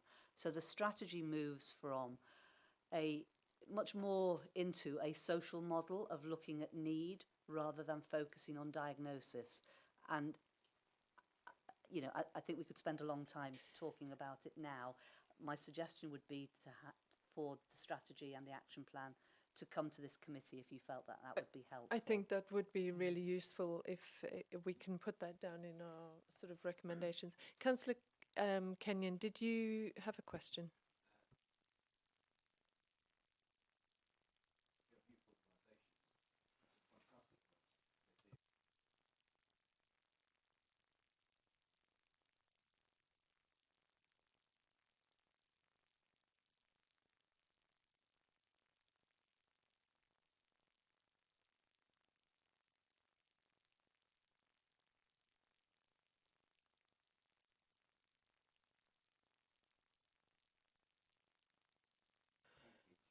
Thank you. Councillor Davis. Yes, thank you, Chair. I just want to go back to schools and West. That sounds really good.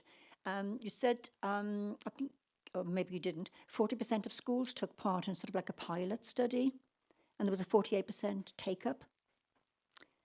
So just to clarify that, so it's a national pilot, the mental health support in schools, that's being rolled out across the country, with waves of funding allocated to different areas to set up mental health support teams in schools, to train staff in particular approaches. We've had funding that's enabled us to set them up in 48% of schools in Herefordshire, and that's the list that I gave you. Yes, thank you. What about colleges? Is it just schools up to the age of school leavers? And is there anything to do with funding, the lack of funding to roll this out over all schools and colleges? It's up to 18, and we're waiting on the government decision about further funding and further training for new staff to set up more teams. So we would absolutely like to be in 100% of schools and colleges, but we're awaiting the government decision on that. Thank you. Thank you. I'm very conscious of time and that we might have a few recommendations that we'd like to bring forward. Did any other of the committee members wish to ask something? Councillor Proctor and anybody else, please just raise your hand and then we'll have a look at the recommendations. And Anna. So Councillor Proctor and then Anna Eccleston. Thank you. I'll try and sneak two largely unrelated questions in together.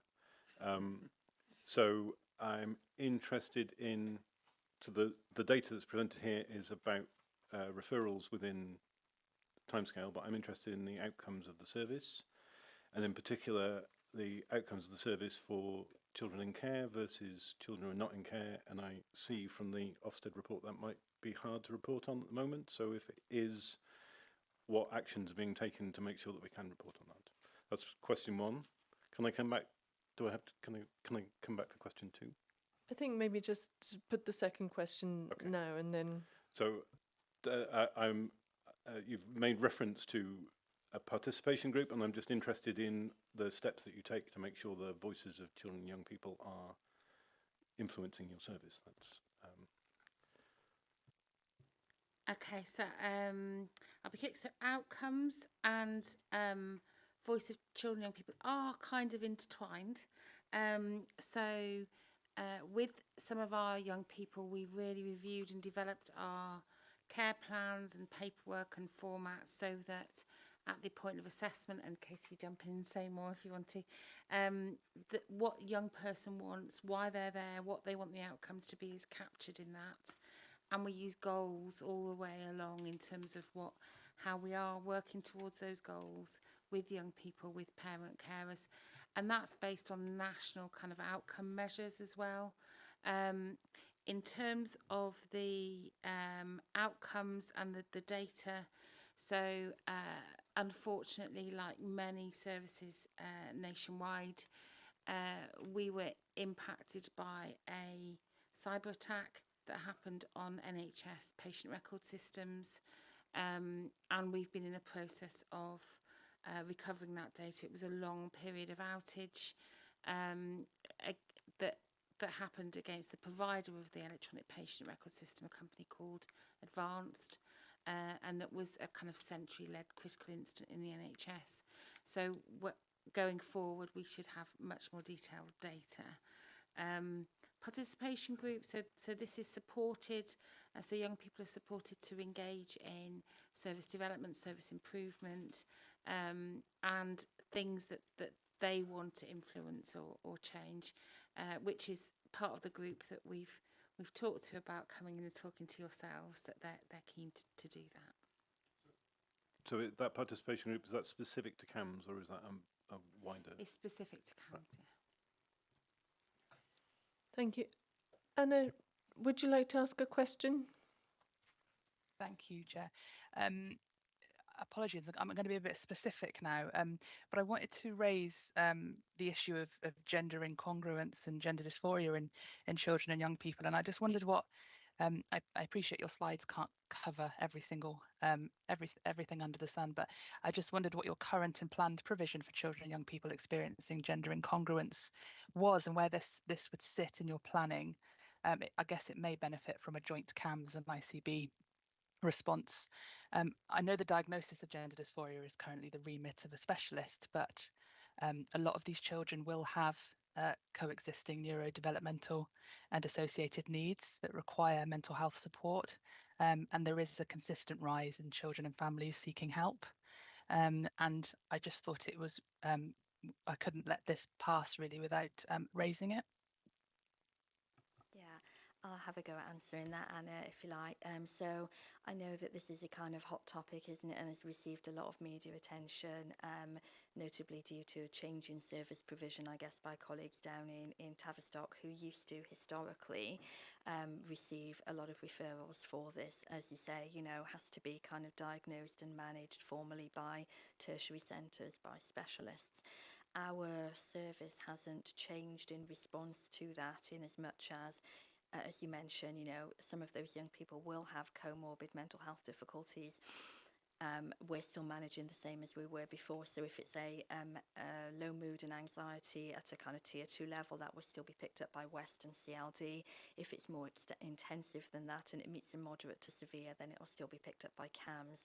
So locally, our provision for such young people hasn't changed despite the national provision changing.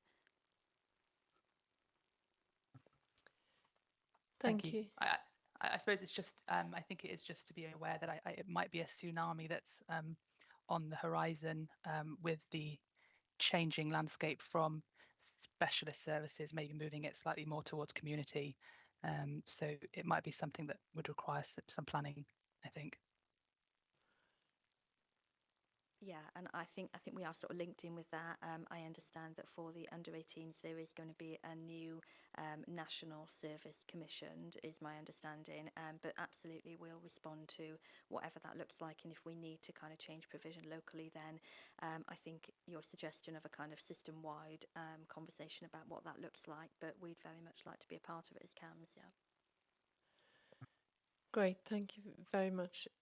Anybody else got any other questions? Otherwise, let's have a look at some of the recommendations that probably emerged from that discussion. And thank you very much for your time. And there's just not enough time actually to go into all of the all of the various issues around this. I think what we talked about was making sure that the autism strategy, if we could bring the autism strategy and issues around ADHD back to the committee. Yes. Sorry, Chair, can I just ask, since we've got people around the table, sorry, Maria, you talked about is this the National Strategy 21-26 Autism Strategy? It reflects the national strategy, but this is the local, so Herefordshire and Worcestershire specific. Is that on the internet anywhere? Could I find that if I route it around? You could find the consultation survey that went out, but you won't find the draft of the strategy yet because it hasn't been released. Ah, right, I got it. Okay, thank you. It's due for release in December. Brilliant. No, sorry, oh, I'm being corrected, sorry. Next week, 22nd. there we go.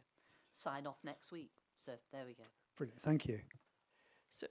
So in terms of bringing that strategy back to the committee, do we need to make that a formal recommendation? I think that would just serve as an action, actually, Chair. Okay, thank you. Are there any other recommendations that have come from this discussion? Can you check if the clerks picked anything up?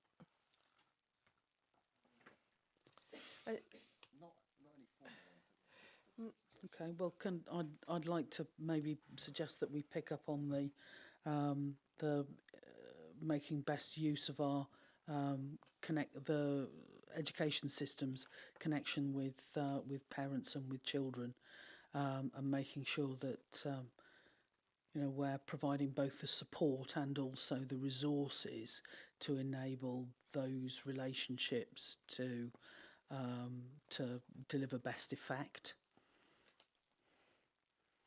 across both health, mental health care, and also children's services. So can we capture that as a recommendation? Sorry, have you got?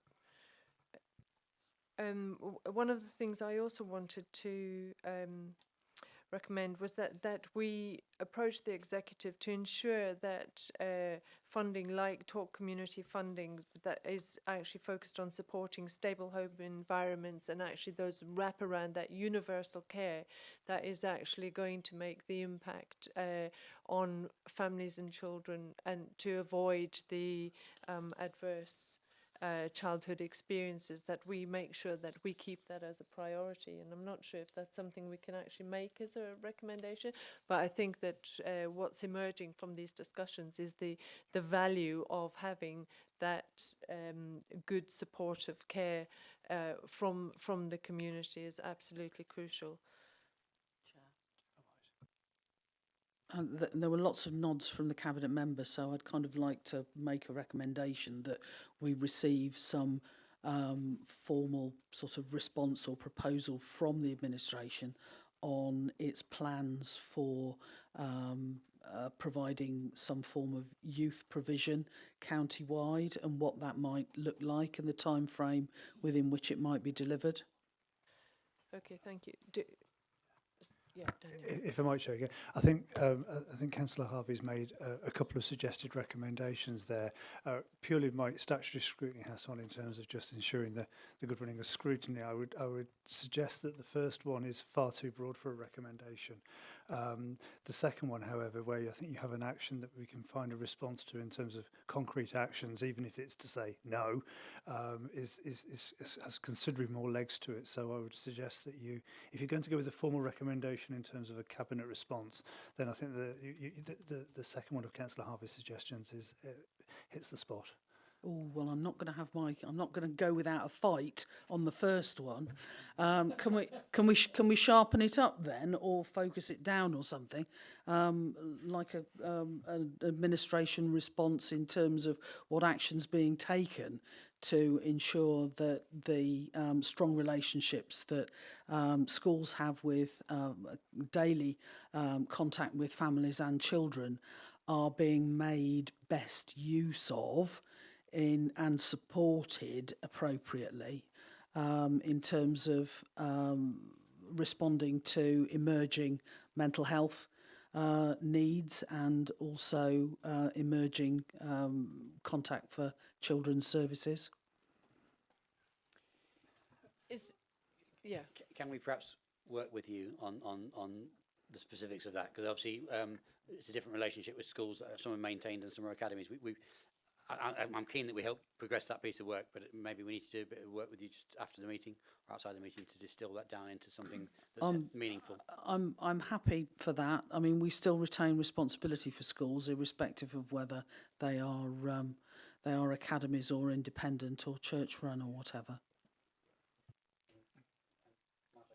Yes. I have to come back on the youth provision. So, Councillor Powell and myself are aware, certainly the government issued revised statutory guidance at the end of September this year in terms of the local authorities' duty to have a local offer for youth provision.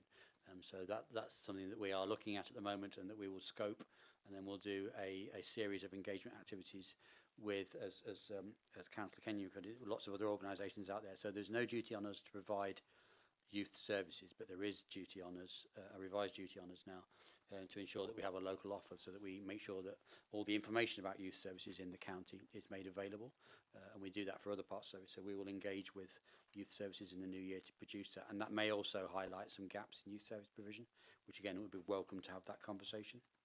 I just think it's a real shame that we have to wait until the government tells us to do it before we do it. We've known for a long time this is something that we need in Herefordshire. So if we can put that as an action to bring that back to the committee, that youth provision. Sorry, Daniel. If I might suggest, I think this is the second meeting on the bounce where we've come to exactly this sort of conclusion, where we've looked at a service that's relatively targeted and correctly so, and then asked questions around the broader community, for want of a better word, that supports those children more generally. And we've looked at it in the context of early help, and now we've looked at it in the context of CAMS, and we've touched upon youth work. And I do wonder whether there's a piece of work for us as a committee to sharpen our thinking on this. I don't think we're quite there yet, and I think that we're understandably, and I do wonder whether we need to do a little bit more work to shape this a bit more, to bring it back to officers. Okay, is everybody agreed that we could do a piece of work on that? I think it's a good suggestion. Councillor Davis, did you want to say something? Yes, I just wanted to share, I'm hoping it's going to be good news. There's some property in Bromyard that has been vacant for the last 10, 12 years. And I have made overtures that maybe that could be converted into a youth centre where we have about 10 little groups that all want to be interested in using it. It's going to Cabinet apparently. I haven't heard any more since August. Okay. Sarah Jowett. Yes. Thank you. Right. So if we can actually, as a committee, work on this and sort of develop our thinking on this. Yes, Councillor Proctor. Just so the two things don't seem to be mutually exclusive. So I think it's reasonable to ask Cabinet to what they're going to do about youth provision, at the same time as scrutiny looking into youth provision, and those two things might be helpful. But I'd also stress within that that this comes up a lot, and today it came up in the context of health partners. So I don't think we should necessarily think it's entirely the council's job to ensure that there is effective youth provision. It feels like it's a Children and Young People's Partnership job, and practically it provides benefits to the wider system, and it's something the wider system should be working on. So I'm still happy asking Councillor Powell what he's going to do about it, but I think we should, part of what he's going to do about it might be to work with other partners. I think that you raise an important point, and this is a partnership issue. But perhaps what we need to do is actually sit together as a committee and look at how we actually approach this properly, rather than trying to sort of make it up quickly now. So if everybody's agreed with that we will come back, convene as a committee informally, and look at this issue on youth provision, what the council can provide and what the partnership can provide in terms of that. Is that acceptable for everyone? Yes. Okay, great, thank you. I suggest that we take a 5-minute break. I would just like to thank you both very much for coming and for talking us through this, and there is obviously a lot more to discuss, but we look forward to hearing about the autism strategy. Thank you very much. Thank you.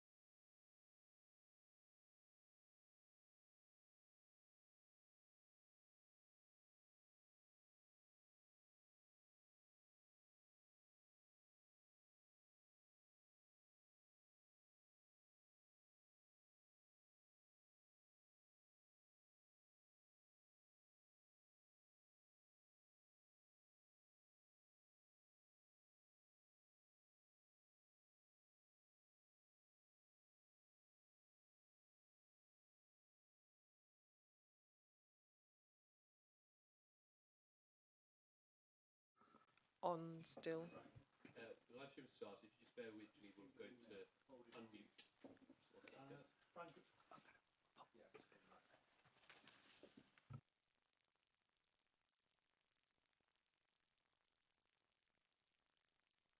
Okay, so thank you everybody, and let's just move on. So the next item on the agenda is the send item, and if Liz Farr, are you going to present on this? If you can just introduce yourself and then give us a short intro into this, please. Thanks. Hello everybody, hope you can hear me. Good afternoon, Liz Farr, Director for Education, Learning and Skills, and I'm joined by some colleagues today.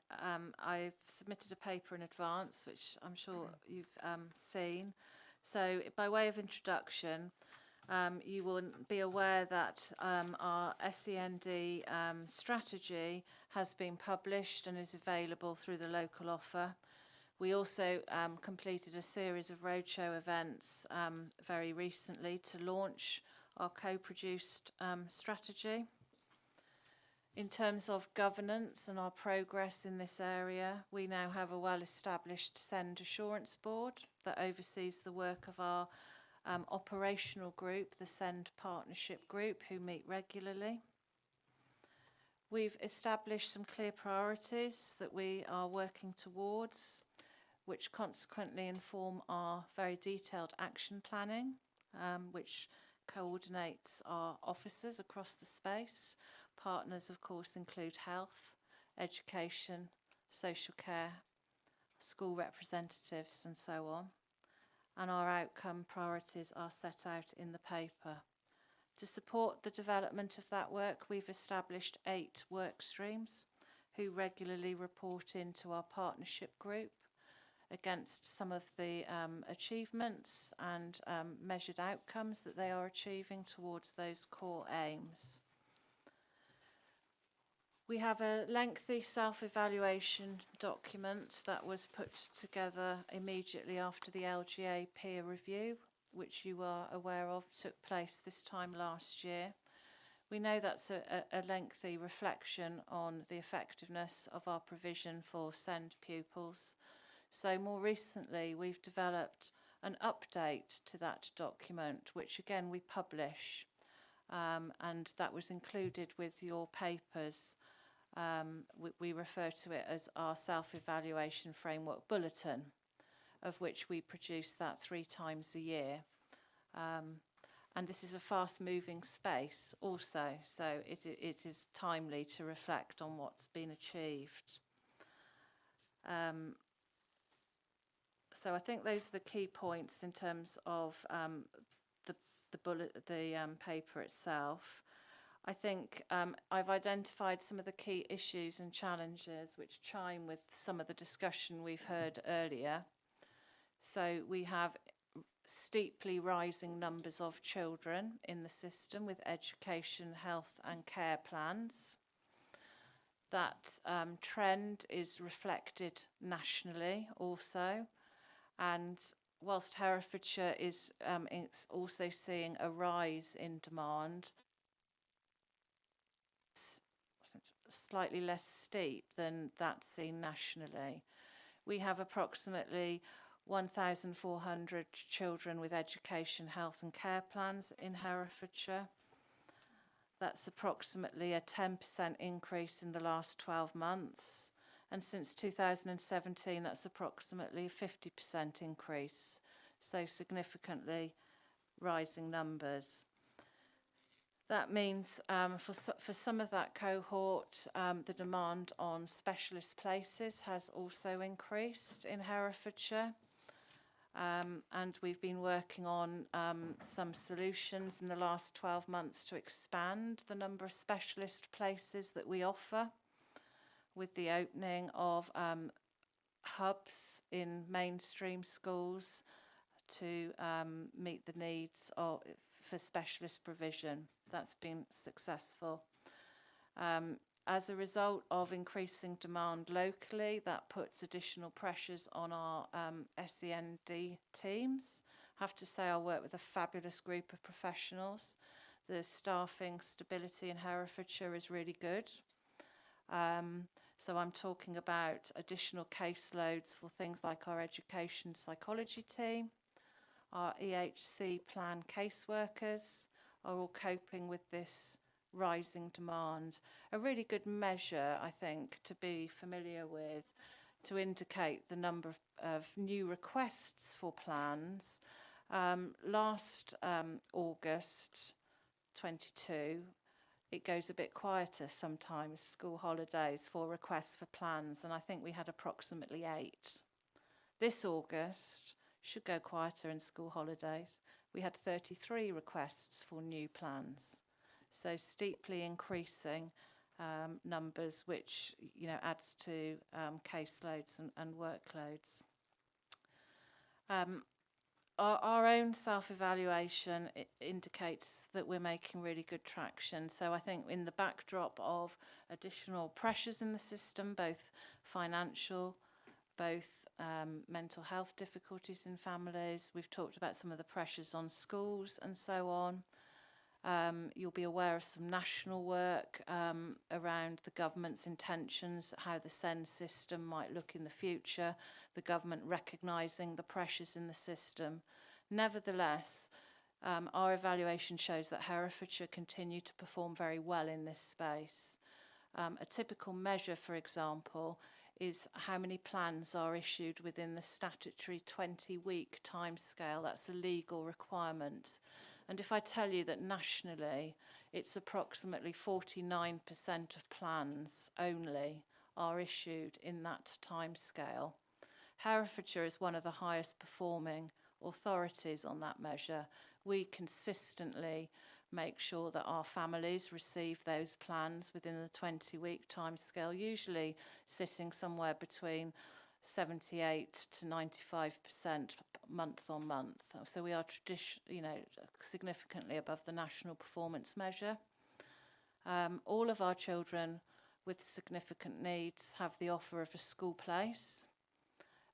You'll be aware from recent media coverage that that also isn't the case in many local authorities. Some children with plans can wait a significant, sometimes years, to secure and have an offer of a school place that meets their needs. And although we have pressure and numbers are rising, we are still able to make sure that families get that offer of that school place on time. So that gives you a flavour of some of the things that I've illustrated in my report today. Thank you very much, Liz. And I think that, as you've mentioned, the service is doing a wonderful job in very difficult conditions.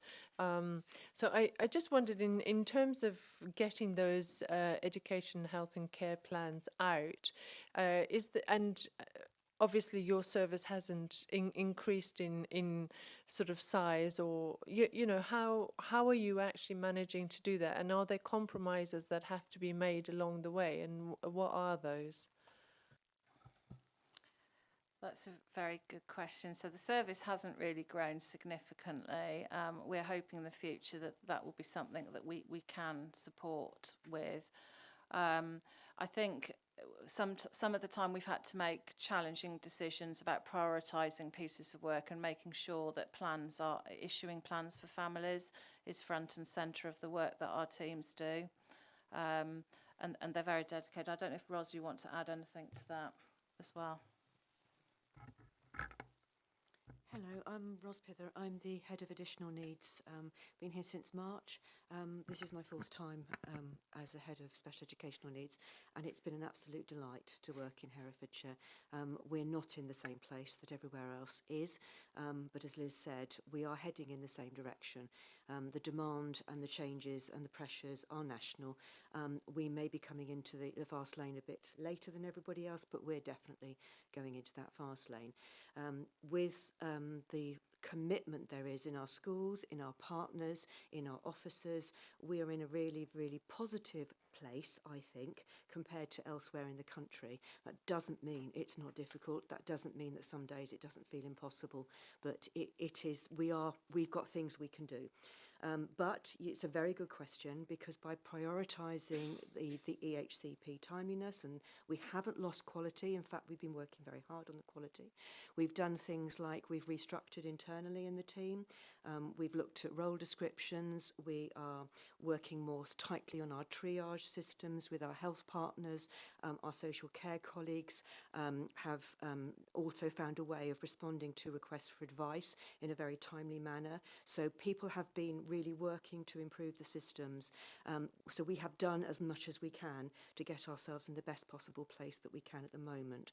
One of the casualties, though, and it's one that I am worried about, is that we are not able to do some of the early intervention, the prevention, the school-facing work that we might have done in previous times, because we have to focus on the statutory work. So, for example, our educational psychologists have had to pull back quite considerably on the work they're doing with schools around exactly the conversation you had earlier in the meeting, supporting whole school relational practice, trauma response strategies, and that kind of thing. We are still doing our ELSA training. We are still doing our emotionally based school avoidance training. We are still doing that as much as we can, and we have a virtual school who are very active in that space as well. But it is a risk to us, because we can't do what we would have done in previous times. Our educational psychologists cannot respond anymore to schools who ring us to say, we have a child, we really need some help. We can give a telephone consultation, and exceptionally we might be able to do some work with the school, but that has really been hit very hard by the fact that we've had to prioritise the statutory duties. Thank you, Ros. I think I'd like to come back to that at some point. Councillor Kenyon.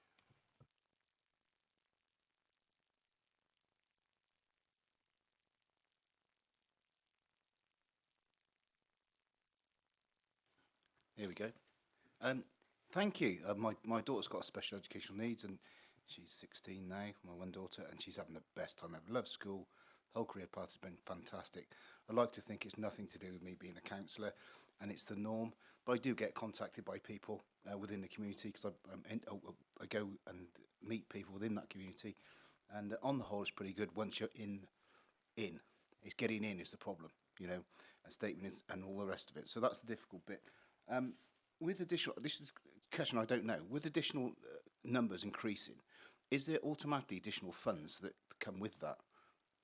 There's not, it's just you go from education to special education needs. Is there a premium, like as a pupil premium for children, is there a premium for special education needs?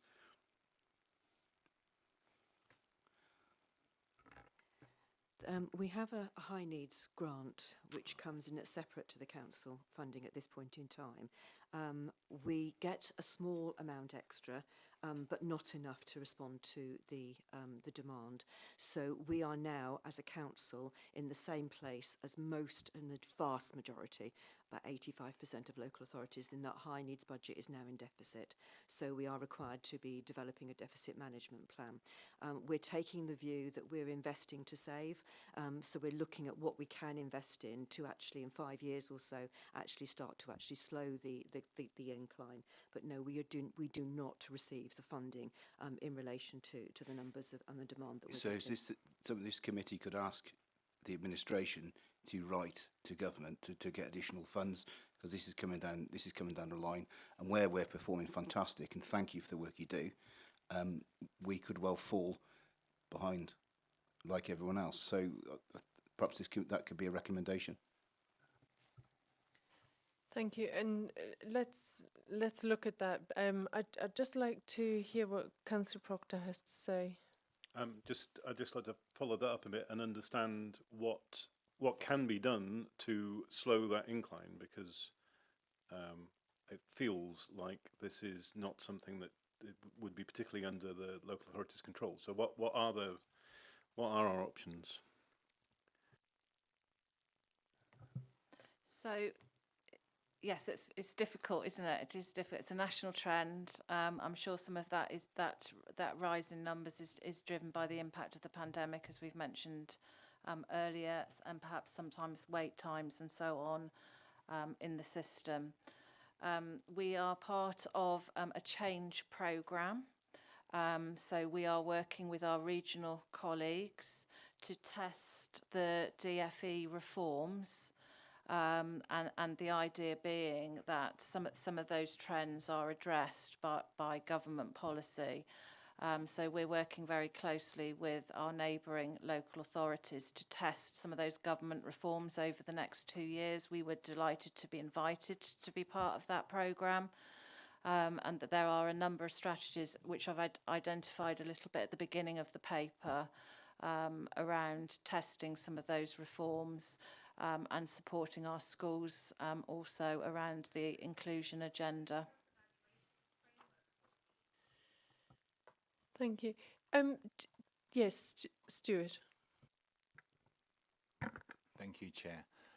So Stuart Mitchell, I've forgotten what I am now.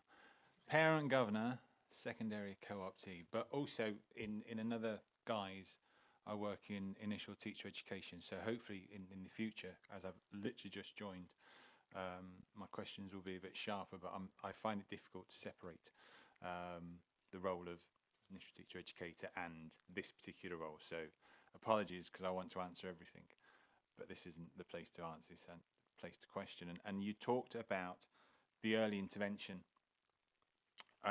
opportunities that have had to be cut because of the resources being shifted across to the EHCPs. And I had set out some ideas around questions to do with, you know, what is the ongoing progress, and you've identified with the EHCPs how effectively they are being met, especially in comparison to other areas. But talking about how we can reduce the curve, are you able to identify the impact that the loss of those early intervention strategies are having on the impact in very much which door are you opening or closing at one time? Are you able to identify that if there is an impact on those services? I think it's a little too early to evaluate the impact. I think linked to some of the other themes we've talked about today, I would welcome the opportunity just to talk a little bit about how we're trying to get maximum support into our schools with the resource that we've got, and potentially work in a slightly different way. I've come away today from our head teachers' termly conference, which has the theme of SEND at its heart.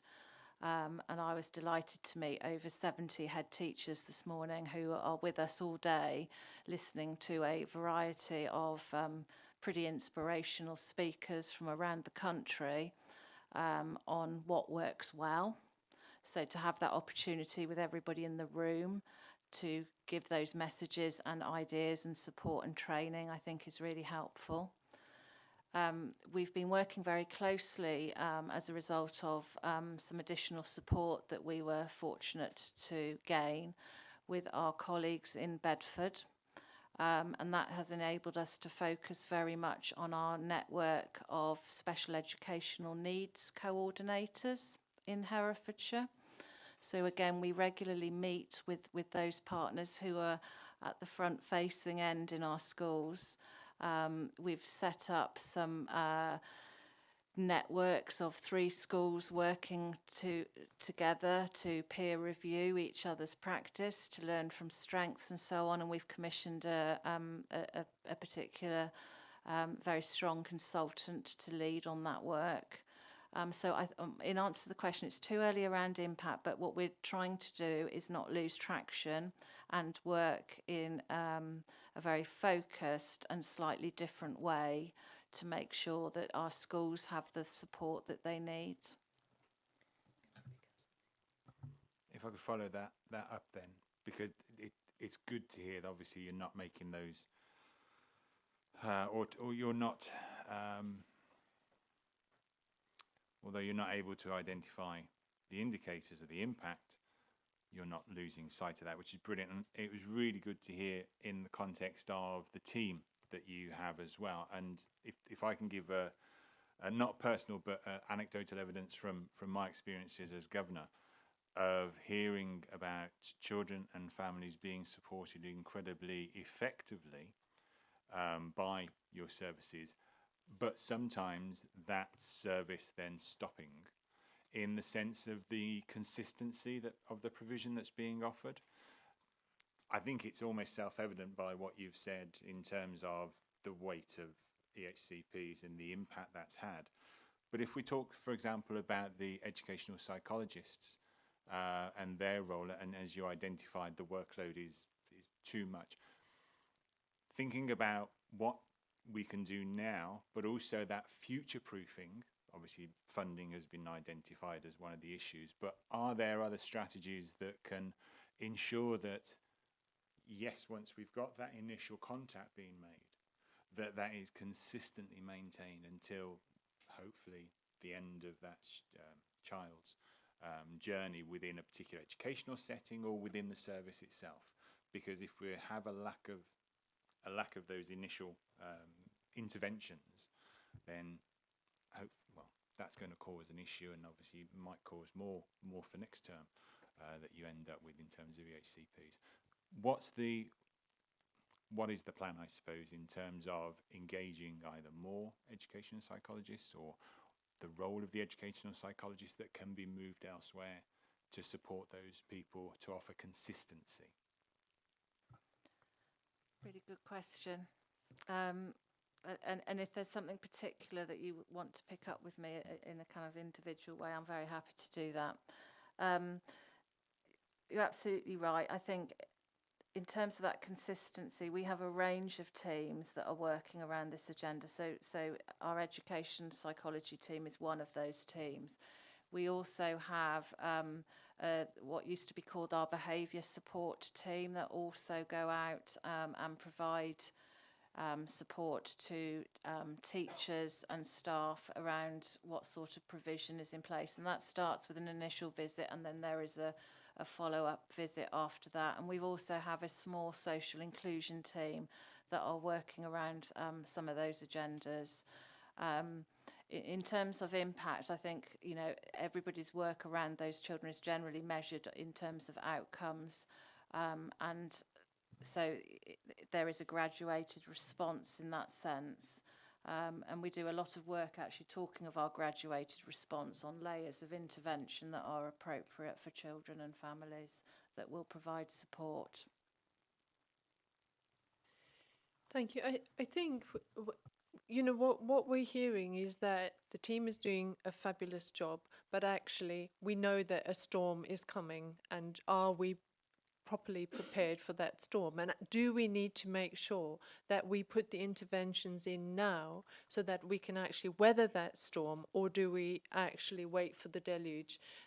So I think from my perspective, certainly, is that issue around early interventions, and we talked about it around early help when we spoke the last time, when we met the last time. We've heard it in terms of CAMS. You know, people are sort of going to CAMS because they're expecting help, and actually that's not the right sort of help. And so I think what would be good to identify is what we could what could we recommend in terms of early interventions that would actually make the most impact to the service, and whether this is just to actually get us back on top of what's happened over the last couple of years, get us back to a position of strength so that everybody is feeling more resilient, because what we know is that it's going to cost us more down the road. If we don't actually deal with this now, it's going to cost us more. So, you know, let's make that recommendation. Let's be honest and say, actually, we don't have this. What can we put in place and make sure that we are actually developing some resilience? So I'm not convinced there's a single action or even possibly two actions. I think there's a system response here. So I think, you know, one of the reasons why I think we've done so much better in this last year, and credit to Liz and to Ros and others, and also to Debbie from Parent Care and Voice, and Maria from Health. I think there's been a real partnership. We've really embraced the findings of the peer review last year, and we've moved at pace. And I think we wouldn't have done that without working with families and working with other agencies.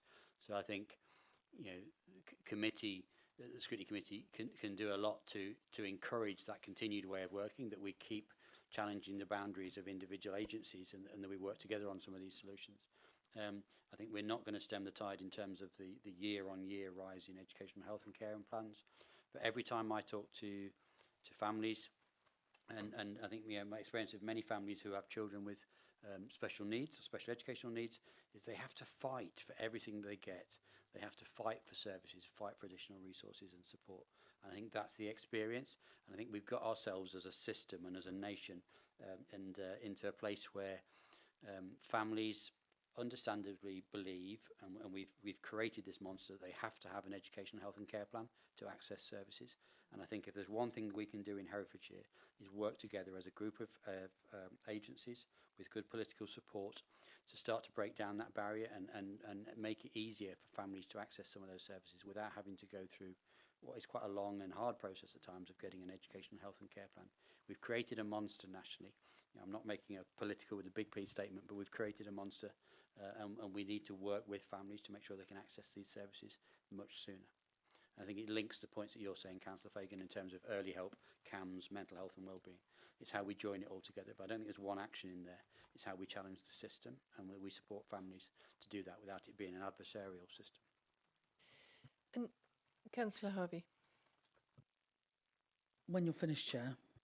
Well, it was just the question around sort of therapeutic services as well, because obviously a lot of these children need some sort of therapeutic service, and I'm not clear whether we actually have the full range of therapeutic services in the county that can actually support the children. So that was the question. Do we have the therapeutic services available to actually support these children, or is there a gap in that as well? I don't know if anybody can answer that. Maria. I don't know, Chair, that I'll be able to fully answer that, but I can certainly speak as to the current position. If we think about how we most effectively support families to parent their children, our collective most effective opportunity to do that is as early as possible in that family's life. So actually focusing on preparation for parenthood, I mean, a statement of the obvious that actually it isn't the wonderful adverts that appear on the TV with, you know, a booming, you know, bright, beautiful baby who will be, you know, who will develop into a bouncing bundle of joy and fun. Actually, parenthood is really difficult. So I think linked back to the partnership work, the Children's Strategic Partnership work, and led by Public Health, there is the focus on the best start in life. So those first 1,004 days or 1,001 days, so the kind of the very early stages of family life. How can we support parents? How can we support positive maternal mental health? How can we support positive developmental achievements for children? Identify where there are challenges for those children in terms of developmental stages, and we do have mechanisms to identify these areas of need currently, and how we respond to that, so that what we're doing is we're setting a direction with families who are supported and empowered and have a confidence to respond as parents to their children, despite the ups and downs that may be associated with parenting. But also we have an early recognition where additional targeted support may well be beneficial. And that, you know, I mean, I'm talking very much from a health perspective, that might be about early support around communication and social interaction, which of course is the bedrock for being prepared to go into social activities, whether that's play schools or early years education settings and then into reception stage education. We can identify those needs much earlier now, and we are focused on providing support to address those needs and to support the families, so that it becomes much more of a non-stigmatizing, universal type offer that in the longer term will have huge benefits. Have we got enough of it? We don't know yet, but we are understanding and capturing the amount of need that there is and trying to respond to that need collectively as a partnership in a way that doesn't funnel people to a feeling of, individual families, a feeling of difference, so they need a different type of provision or arrangements for their children. Some children undoubtedly will, but not every child will. So the response is part of a response, Chair, to your question. I think the work as it emerges of the Best Start in Life and those early years, interventions, positive activities, support for families, identification of need, and the wrapping of support around those families will have a difference in 5 years' time. For some children, it will have a difference immediately. But that is part of our future addressing the curve. Some of it is about here and now, because we are doing this now with children. And Liz Yeah, will be able thank to you, add. Maria. And Liz? Just to add to that, thank you, Maria. We work very closely with our early years settings here in Herefordshire. So we have a lead early years improvement advisor in the team who meets regularly with childminders, nurseries and so on, and shares plenty of advice and good practice. We also have an early years SEND team who work very closely in those early stages, preschool, to support families, as well as so one of the things we've done very recently is established a training programme for special needs coordinators in the early years, and we lead that training and enjoy the sort of graduation when those practitioners complete that training. It's been a very positive step forward to work with our settings to support them really strongly with meeting the needs of children at the earliest stage. So, thank you. And Councillor Davis, I'll let you come in now. I think I completely hear what you're saying about the early years, and that's fantastic that we've identified that and the work that we can do with that. I think what I'm still hearing is the fact that actually there is still a cohort of children who are really struggling, and that that early intervention for them, they may not be children, preschool children or under fours or what have you. There is a need for us to actually provide support for a group of children that are struggling at the moment. And I think what we're all trying to identify is how can we best meet that need now so that we save ourselves problems, storing up problems for the future. I personally, what I'm hearing is that there is a need for more educational psychologists, and whether that is for a short term, a block, a 2-year block to overcome the problems that we're facing. Am I right? I'm hearing that. Am I right, or am I making it up? Chair, there's always room for more education psychologists. I think it's worth noting that is also a trend nationally. And incredibly difficult positions to recruit to increasingly. You might be aware that education psychologists have recently taken some strike action across the country, like many other sort of professions in this space. So I don't disagree. I'm always on the lookout for more resource. Right. Well, I think if there's any way that we can encourage more resource for educational psychologists, and I am aware of that strike action, I get emails about it. So, it is national, but we're looking at Herefordshire. What can we do in Herefordshire that can actually make a difference to our children right now and in the next couple of years? Councillor Davis. Thank you, Chair. I've noticed that drug abuse with parents has a knock-on effect to children. They tend to put them out to play because the parents are so relaxed now after having whatever it is they take, and the children are just wandering around. And I was wondering, is there any way that can be looked at? Are the police involved? Do you get the police involved? Where do you go from there? I think that's slightly beyond my remit in this discussion. I wonder if we can park that one just for now. If it's not pertaining to education. Councillor Harvey, did you want to say something? I thought you were nudging me. Sorry. I did think it was in relation to education, because children cannot concentrate because of what's happening at home. Sorry. Okay. Okay, I take your point. I'm just not sure if anybody. I think that's more of a child protection discussion, perhaps. Okay, yeah, potentially child protection. Councillor Proctor, Councillor Harvey, did you want to come in? I thought you were nudging me. Sorry. No, I mean I was indicating that I have some questions, and then there's Councillor Proctor and Councillor Kenyon waving from the other end of the room. Oh, sorry, I didn't see. So was just keeping you informed as to the question queue. Thank you. Okay, right. Okay. So, well, who is first in the queue? Well, I think you called Councillor Proctor. I'm happy to go after Councillor Kenyon.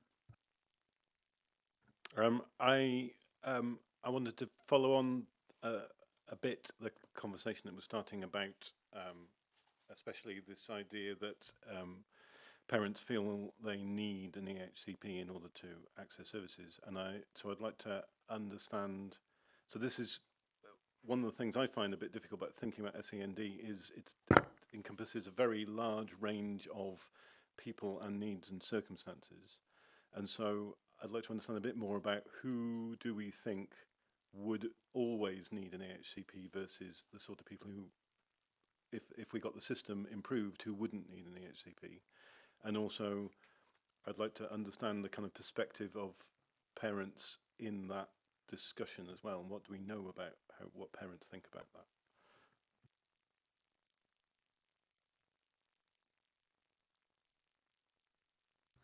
I was just deferring to my parent care voice, Chair, because actually we do get an awful lot of information and help from our parent carer voice committee and group.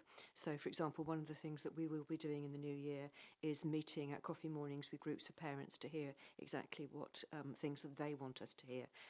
So they facilitate that for us. So that's enormously helpful.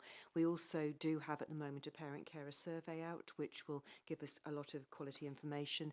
And from the young people's point of view, we've also worked with public health on a young person's quality of life response, which has given us a lot of information that, as you would expect, the young people are saying to us they want to be happy, they want to have friends, they want to do ordinary things, they want to do the same as other people. So we've been concentrating, for example, on the holiday activities scheme, and we've managed to get a lot more youngsters within that scheme in response to the young people feeding back to us.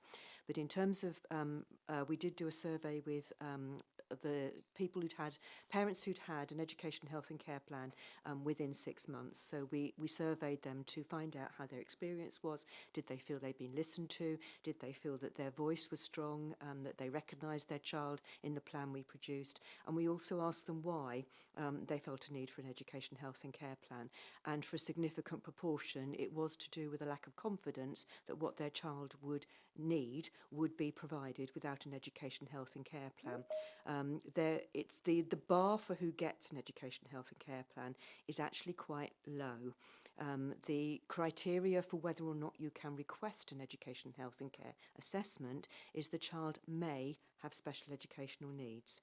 We then, once we've said yes, it's very difficult to say no to that request because unless you've got very strong evidence to the contrary, it's a very low bar. So we do an assessment and we then have to look and see if the needs of the child can be met from what might be ordinarily available in a school at the targeted level, or whether or not the child is needing something over and above that in order to actually do well.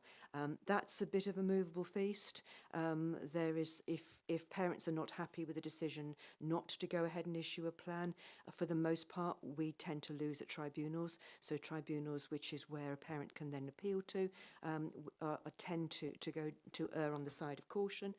So it is quite a hard one to go into as who we think should have an education, health and care plan. When they brought in the new reforms in 2014, the government at the time thought we would have less education, health and care plans. If you remember, they were statements of special educational needs before. They thought we would have less because their perception was it would only be for the children with the most complex, long-term, most enduring, most difficult needs to meet. However, the law was framed in such a way that actually that isn't what's happened. And so, you know, that's the reality of it for us. However, what we do know, and I know, and I totally take your point, we have children older than early years who we need to meet the needs of now, and early intervention is needed now.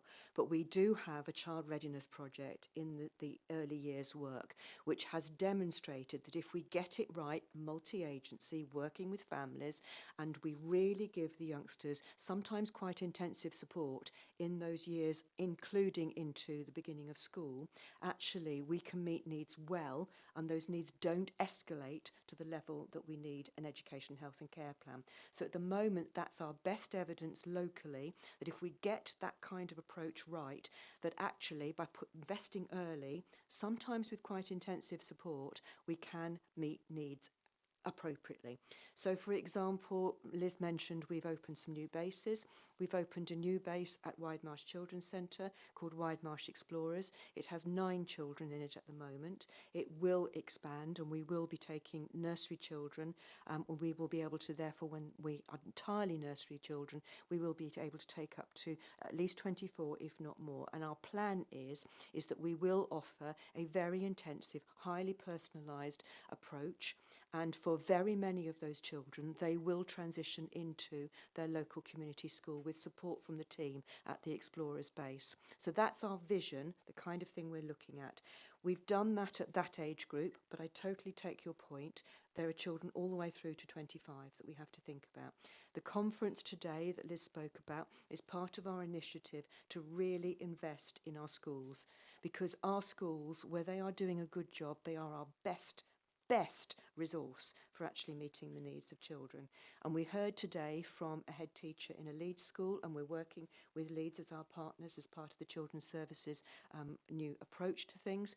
We heard from him just how impactful that relational practice approach is. He has circle times all over the places. He has places for children to talk to other children. He's expanding that out to parent carers. He does it for his staff. It's a really impressive, inspirational way of working. But it's an ordinary secondary school.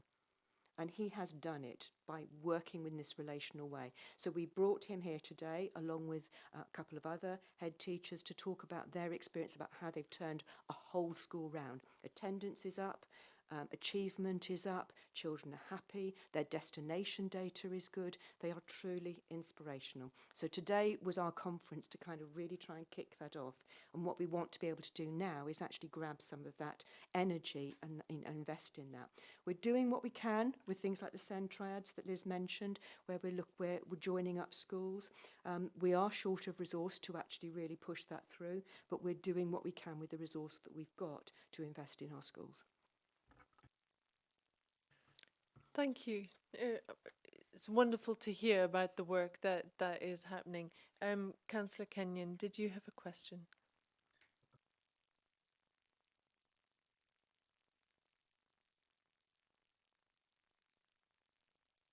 It's gone off. Here we go. It's really interesting listening to that, and I just harp on all the time listening. But you talk about nurseries and nursery schools and that sort of stuff. Many are good and lots are outstanding, because you're not going to put your little one in a place that's not either good or outstanding. I think the problem we have got is we need to encourage some children's families, especially in deprived areas, to put their children into nursery, because there's we don't want to put into nursery, you might have to pay additional top-ups and this, that and all the rest of it.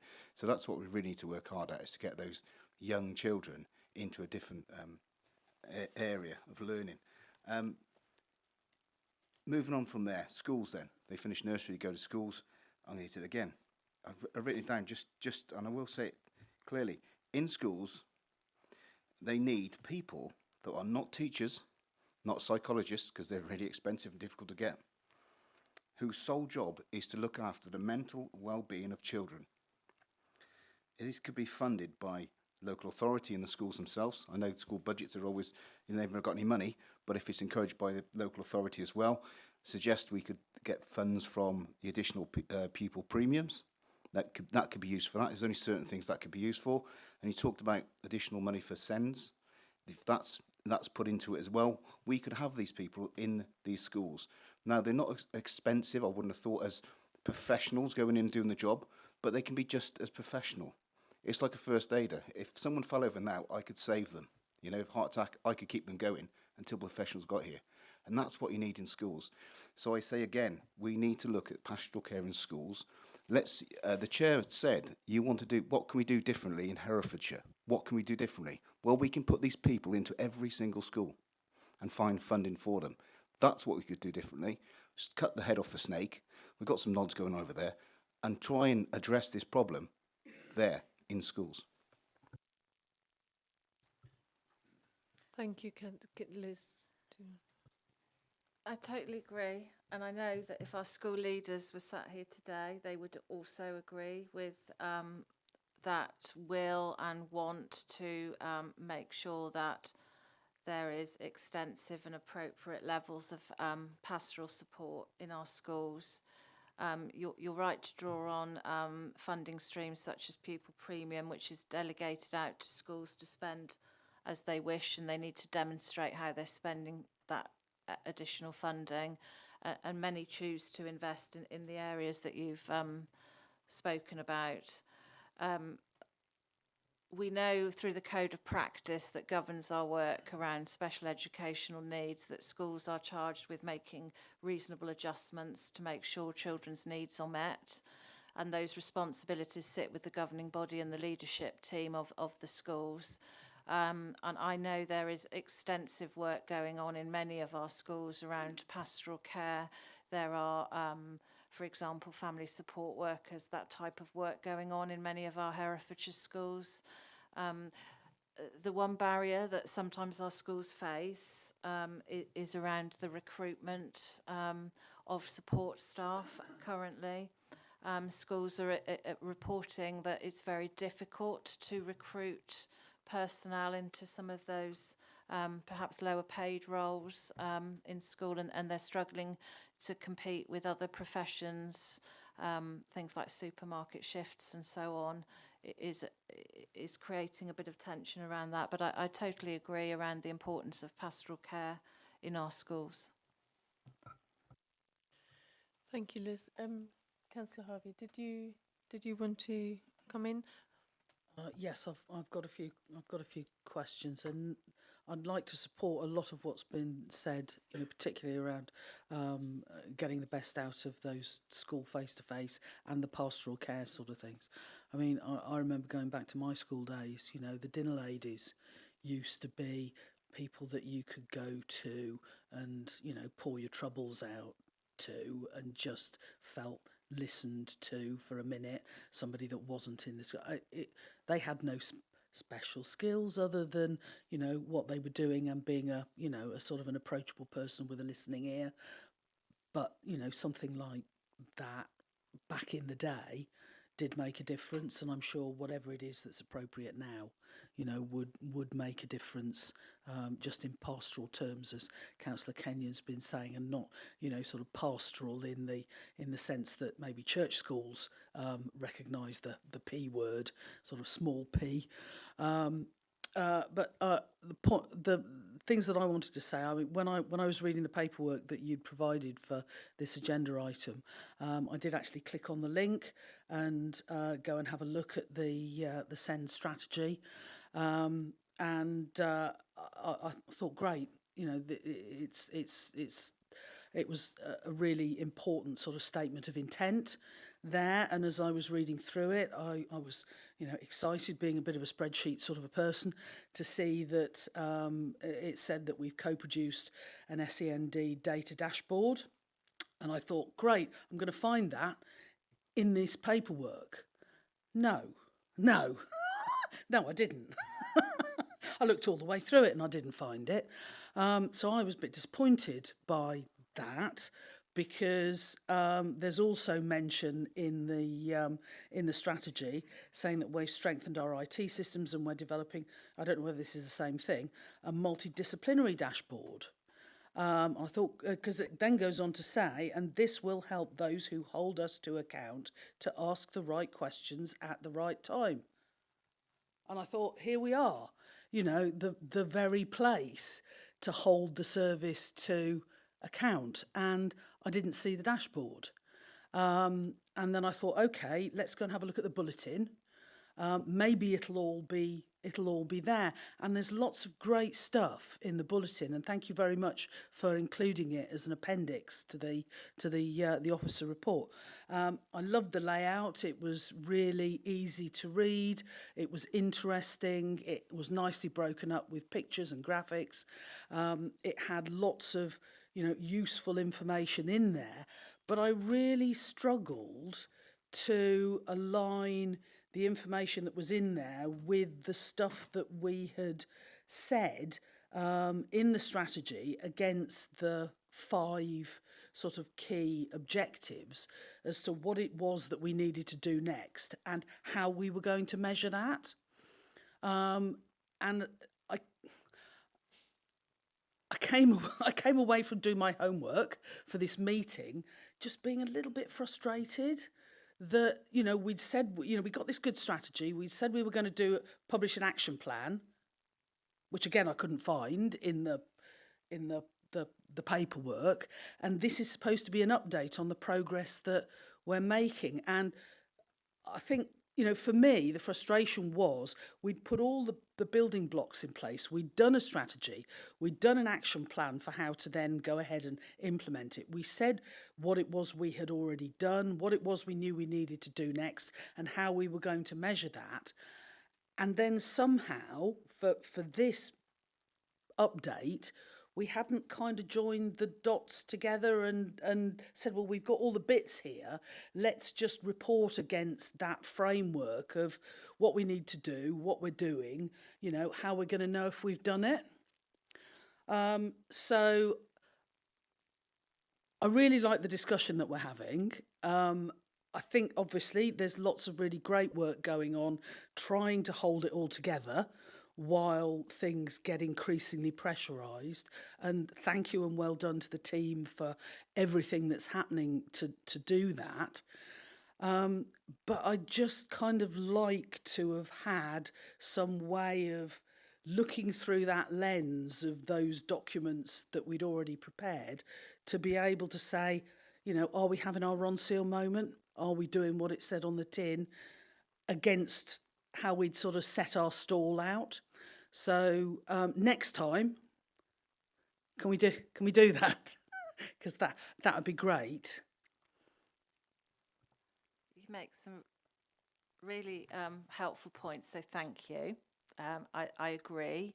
I think our dashboard, if I can talk about our data dashboard initially, I tend not to publish that too widely because it's quite overwhelming.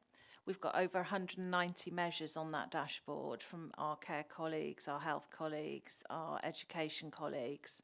And we use that information to inform our reporting, which is why you will have found some of the key measures reported in the bulletin.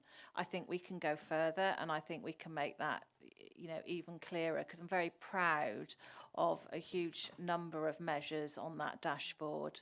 It's been a massive piece of work, actually. You can imagine coordinating agencies to report either in a monthly or quarterly way against some of the key measures. But we're pretty much there now, and so at that point really of being able to share some of that information more widely. I think I guess we kind of acted on a little bit as well on some of the elements that you've touched on there. So our partnership meeting last week, which includes, must be over 30 or so professionals from all the different parts of the world that are working on this agenda. We took our 5 core strategic aims and we considered each one and what progress we'd made against each one in the manner that you're describing, really. So we will imminently be publishing infographics to demonstrate the progress we've made against those core aims.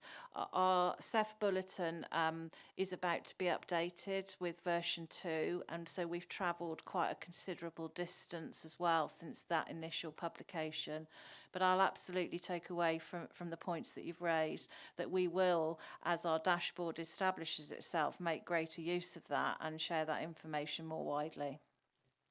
Great. And, if the unexpurgated version of your dashboard would bleach our eyes, then, you know, give us an expurgated version.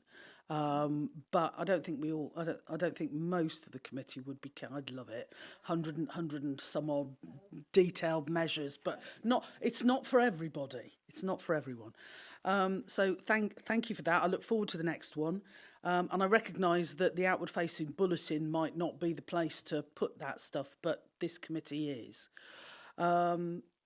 It struck me hearing the discussion about educational and healthcare plans, that they sounded like they were a bit equivalent to requesting a diagnosis in CAMS, and that actually what we need to be doing is providing, as you've been saying, those informal ways of providing support, advice, tools, techniques to families, using best practice, using parent experience from parents who are further down the journey than new parents starting to encounter special educational needs in their families, as support and advice networks. Because I think most families who start to encounter a need in their children for special educational support want to be given the tools and techniques. You know, if they were able to know what to do to help their children, you know, as far as they can as parents, they do it. But you know, giving them those tools might mean that you get less formal requests for educational sort of EHCPs.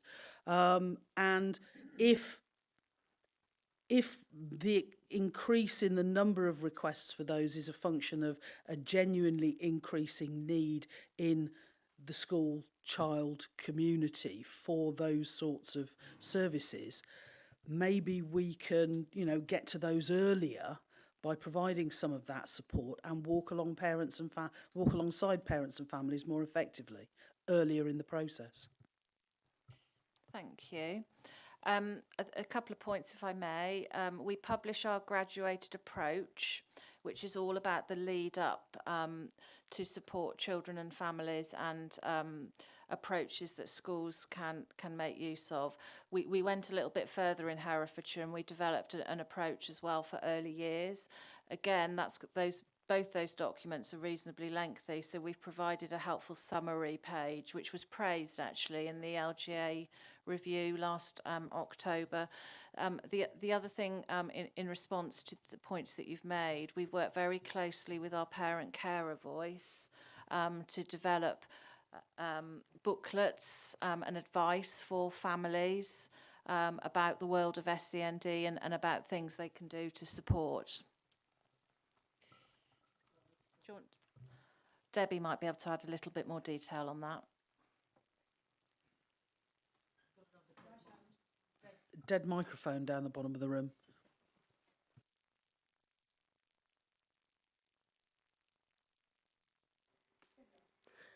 So we met as parents and we started with the early years. So there is a booklet now online on our website that is an information pack that is just for Herefordshire. So it has all of the health departments on where they can go for help. It has all the education side of it and the social care. And the parents have loved it. So the portage workers have been handing it out to all of the new parents that are going through their journey. And we've had such an amazing response from the parents that if it had been around when my child was little, I would have loved it. So we've now started work on the primary school age. It's nearly ready to go out.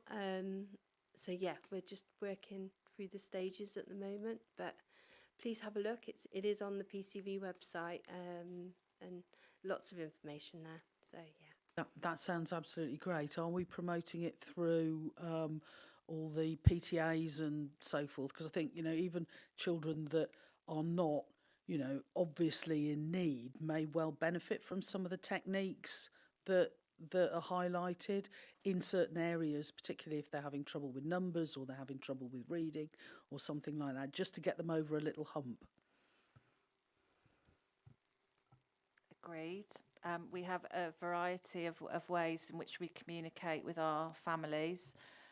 We have our co-produced SEND newsletter that goes to our families and includes many of the items that Debbie has spoken about. We write to our schools through our Spotlight newsletter, regularly promoting, again, such items. And I talked earlier about our partnership work with our special needs coordinators, that we both link up around some of that agenda as well. So there's many ways. I think our schools think sometimes that perhaps we even over-promote, but we really work hard on making sure that everybody, including families, has got the information that they need. Great, thank you. Okay, thank you very much. This has been a really, really useful discussion, and I think what I'd like to wrap it up, because we're obviously past 5 o'clock now, people need to get home, etc. I would really like us to make a recommendation around ensuring that early intervention remains a priority within the budgeting process, so that we can actually keep on top of this piece of work. How we phrase that, I mean, if you know, is it too loose to say, to request that the administration actually put early intervention as a priority within the budget? The cynic inside me would suggest you're opening the opportunity for somebody to say, yes, it is at the heart of everything that we do, and it is absolutely our priority. I might say, I think, if I might, Chair, there's, I think, repeatedly we're coming back to this topic again and again and again as a committee, and I do wonder whether there's a scope for a task and finish group or something to explore this, so when you do make this recommendation, you have the force of your evidence and your consideration behind it. Right. I completely hear what you're saying, but I think in this instance, I really would like us just to actually make a statement to the administration, just to say that actually early intervention and the work that's happening in schools, and we will investigate this further, but I think that this is an absolute priority, and if we lose another year, we could lose a lot of really good work that's been done. So I don't know, is everybody in agreement that we make a statement to the administration about the need to include early intervention in schools within the next budget round? Yes, Councillor Kenyon.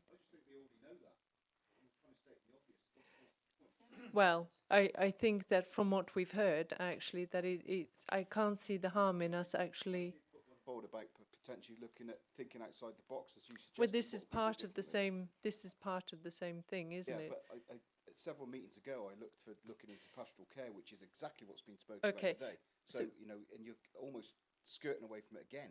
I'm not skirting away from it. I'm actually saying, shall we please make a recommendation to the administration that we ensure that early intervention in schools remains a priority within the next budget. That's what I'm saying. Does anybody agree with that? Right. Thank you. If we can make that and capture that recommendation, thank you very much. That may well include pastoral care. Can we move on? Thank you very much. That's been really, really useful. No, sorry. Well, I'm not entirely sure what you have put forward, and actually we're running out of time now. So can you then work with us next time so that we can actually put something forward together? But we've just taken a vote. I don't know why bother. I don't know why you bother either. Yeah. Right, so the last item on the agenda is actually just looking at the work plan. Can we please just have an update on that? Thank you. Thank you, Chair. Do forgive me a moment. I don't think there's actually been much of an update on the work programme since we met at the previous meeting. In the January meeting, we plan to look at workforce fostering and adoption strategy, the school's capital strategy, and the Safeguarding Children's Partnership annual report. Obviously, notwithstanding that as well, I think there was a general agreement, notwithstanding the chair's recommendation, that we meet anyway to sort of to crystallise our thinking around early help. So I might suggest that we table that in at some point between meetings. Okay, thank you. If we can do that. And also what I just wanted to, the item on the agenda that I missed was the chair's update. So if I can just quickly update you on a few points. So thank you to Kate Joyner for going to the LGA webinar on youth vaping. So there will be more to follow as the legislation changes, and that will undoubtedly be taken up by public health. Also, I've been advised by Service Director for Improvement, Gail Hancock, that a briefing is being prepared in conjunction with the Leeds partners on restorative practice. And then also elected members have had a briefing on the latest Ofsted monitoring visit, and we just need to find out whether the co-opted committee members have access to that recording. Also, committee members have had sight of the September 23 version of the improvement plan. Also, a request has been made to the Scrutiny Management Board for a task and finish group to consider the forecast overspend and the impact of the escalating costs of children's services in view of the risk that those costs pose to the 23-24 budget. And this will be properly considered at the Scrutiny Management Board next week alongside the workforce strategy. And a final reminder about the LGA development session on the morning of the 1st of November. So unless there's any other business, thank you very much everybody for attending. Can I ask that unless you have any formal business, can all attendees other than council members and officers please exit the plough lane site? And finally, before I formally close the meeting, can I check with the Democratic Services team that the live